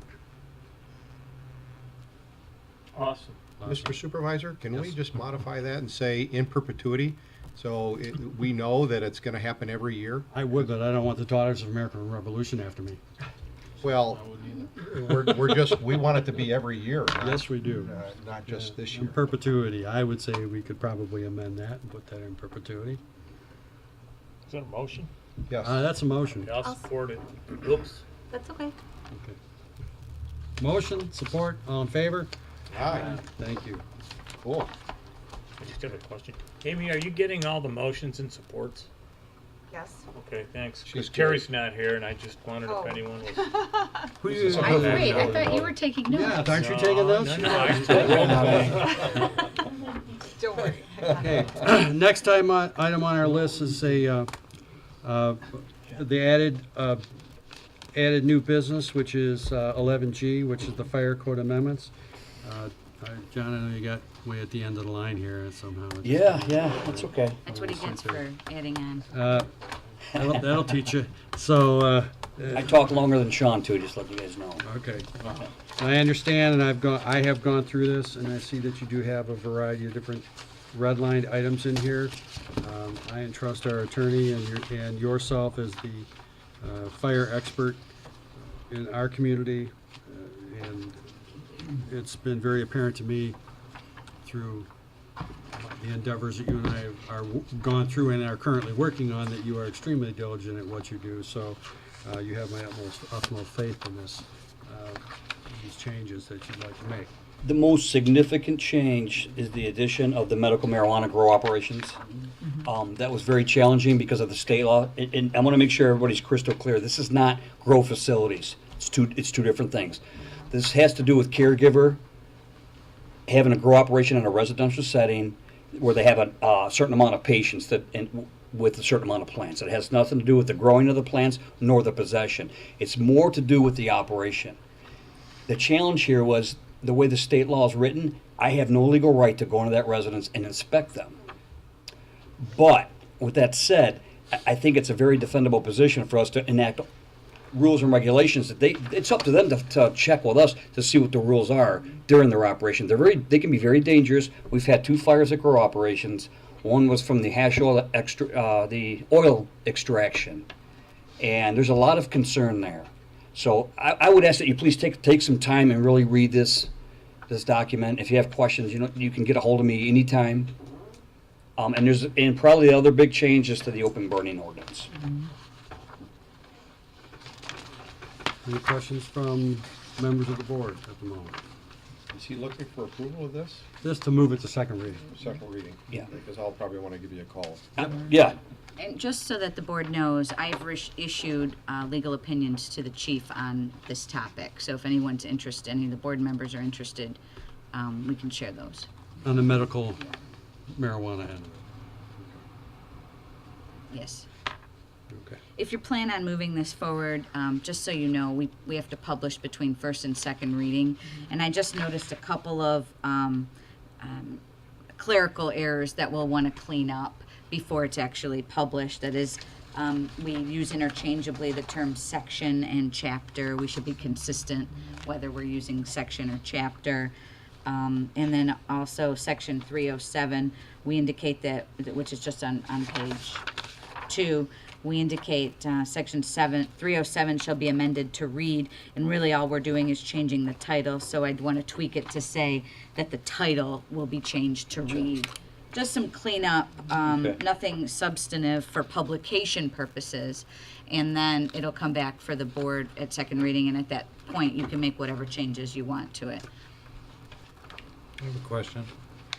Yes, sir. Let's see, under section 307.22. Yeah.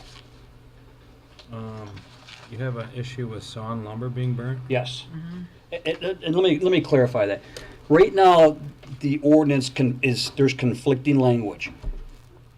We permit the use or the burning of sawn lumber, but under prohibited contents, we say you cannot burn construction debris. Nobody goes out and buys 2x4s to burn them.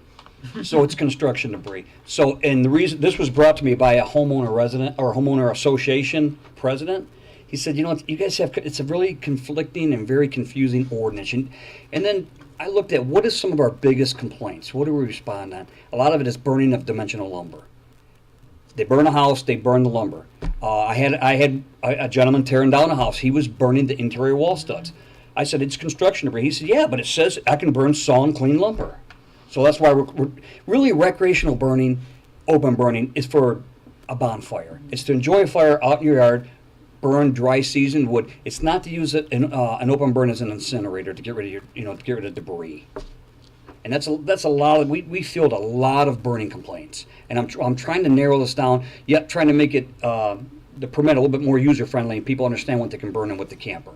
I think calling it out is helpful.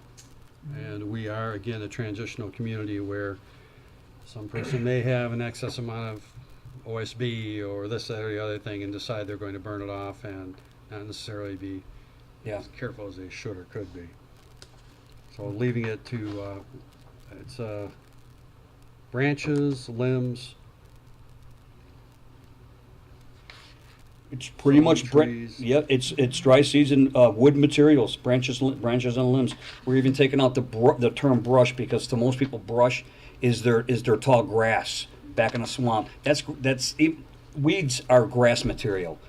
Really, by definition, the brush is more like be sticks and that kind of debris. But there's confusion with it, so we want people burning wood material.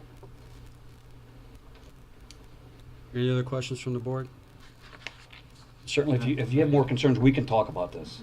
No, I just noticed it. I mean, yeah. At the same time, you're taking away somebody's ability to. What if he wants to have a small fire and he has some of that kicking around? He can't even burn it now. It's like, right. But I understand what you're saying at the same time. I mean, I'll think about this. But and if you notice, I did put a little disclaimer at the bottom. We're taking away the burning of paper. People burn large volumes of paper, cardboard. And the cardboard really is what causes a lot of the ash debris on their neighbor's property. But we're saying, hey, you know what? You can't burn that, but you can use a small amount of paper to kindle your fire to get it going. You just can't burn large volumes of it.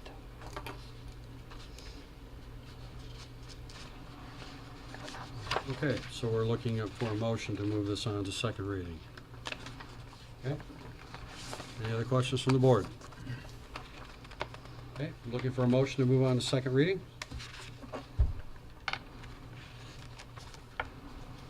Motion to move the fire code amendments to second reading.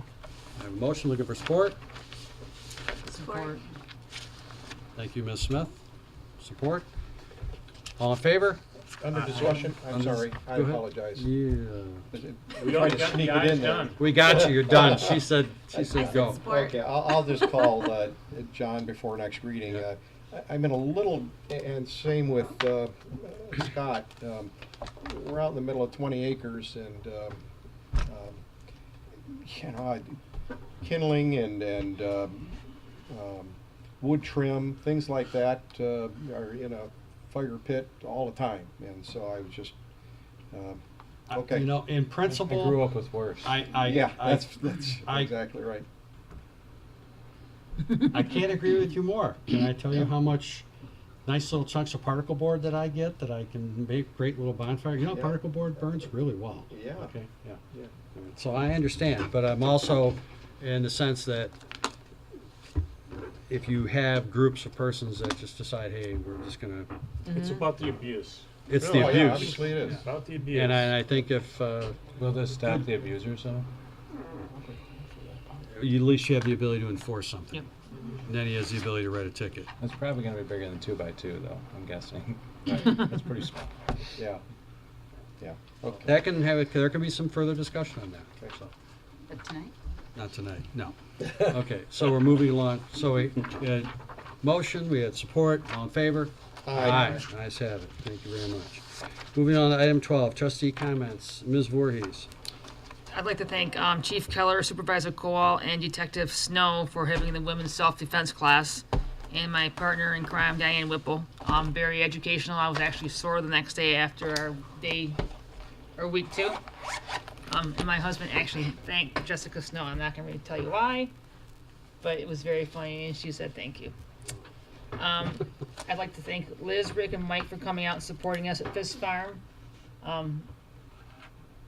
You're on the list for next year, like you were last year. The more help we can get, the better. And like I said, we applied to earlier, September 30th is the open house for the fire department. Because October is National Fire Prevention Month. The hours are 1 to 5, if I remember correctly. And last year I wasn't able to do this, so I'm going to do it this year because we had our famous canceled meeting. I'd like to say happy 83rd birthday to my mom tomorrow. Oh, happy birthday, Hey, way to Mary. go. So, Ms. Smith. I will be pretty short this evening. Get out of town. I want to thank Andrea as well. It was fun over the weekend for Fisk Farm, and I understand that Mike and Rick stopped by too. So thanks everybody for helping. It was a very successful event, and I want to thank Chief Keller for a great donut dash. That was a big success again. 4 years, right? 4 years running. The next library board meeting is Wednesday, September 26th at 6:45. The library building itself is moving right along. Everybody can see the process as you drive by Elizabeth Lake Road. And lastly, the White Lake Township tree lighting event will be December 7th from 6 to 8 at Fisk Farm. And we have some new exciting activities planned this year, and we're looking for help, of course. And so if you're interested in being on the committee, or if you're interested in helping out that night, please let me know. My email is posted on the township website, and that's about it. Thank you so much. Thank you. Mr. Ruggles. Yeah, let's see. I was wondering, what is the status of the water main for the library? Is that completed?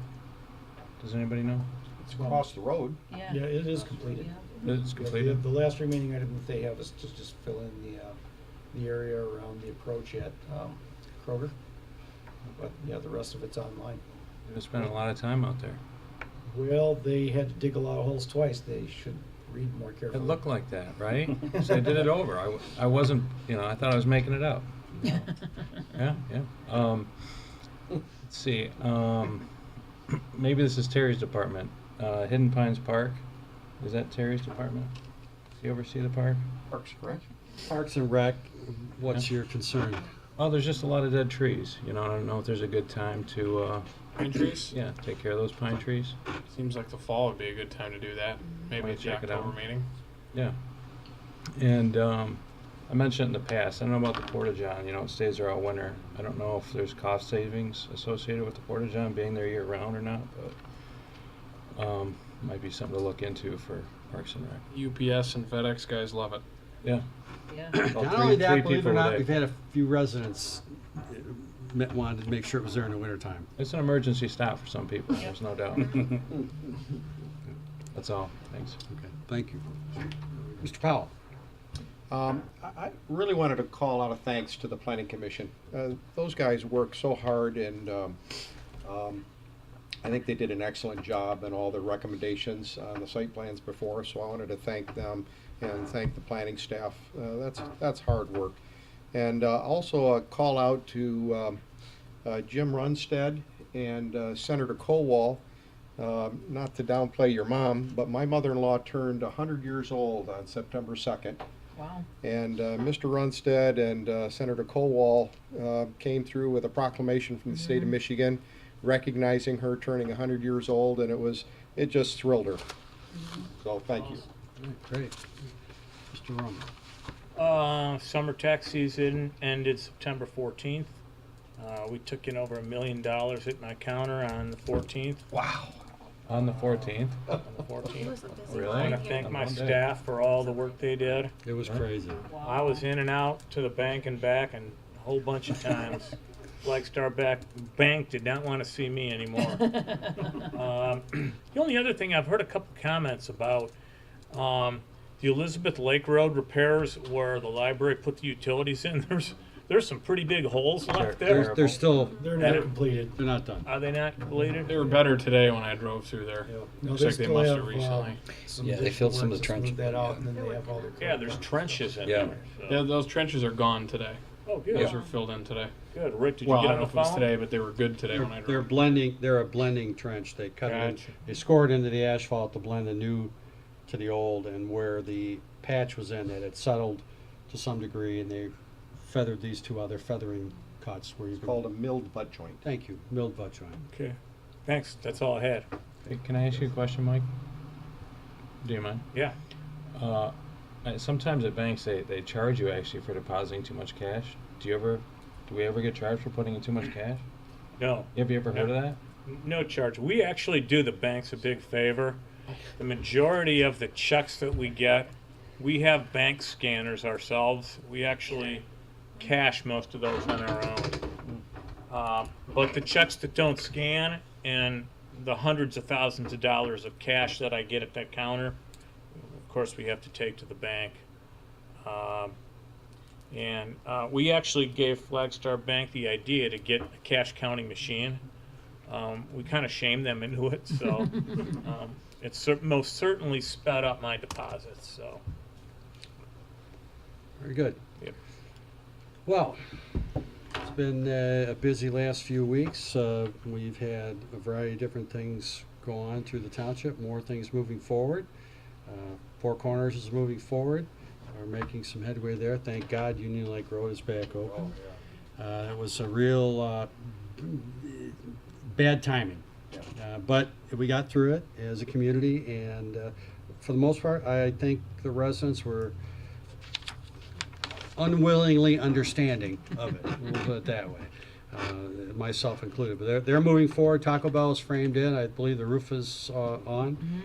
The sub floor vapor barrier, the special vapor barrier, is in place. The other commercial building, the masonry is going up as we speak, and there's a continuance of the utilities going in place, and just that the process is moving forward now. So hopefully it will continue, the momentum will continue, and we'll have something to really look at within the next 6 months. So we do have an interesting thing. I've kind of mentioned it to a couple of the in-house. Quake on the Lake is coming back. Wow, cool. So we have been talking and found a group that were some of the original founders, and I don't have the specific dates yet, but it is going to be back in 19. That's the plan right now. I'll keep everybody abreast of that as it comes forward. I think it's another great community event. This time it will have some different connections. It may be will not be connected to the Rainbow Connection. It will be hopefully connected to a local, more of a local charity, and we're going to see about having that tie in to what is going to be best for our community. Not that we aren't concerned about the other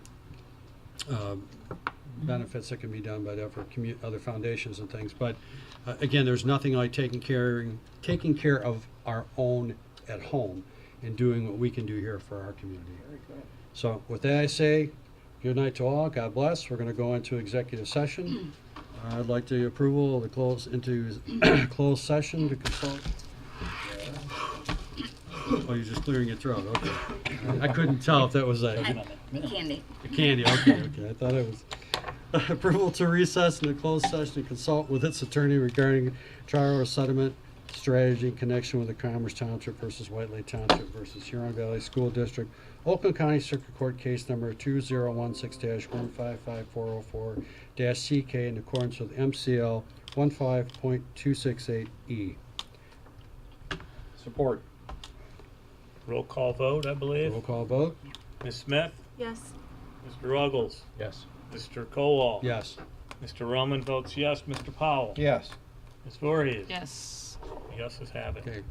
We'll recess into my office. It's gonna be 5 minutes.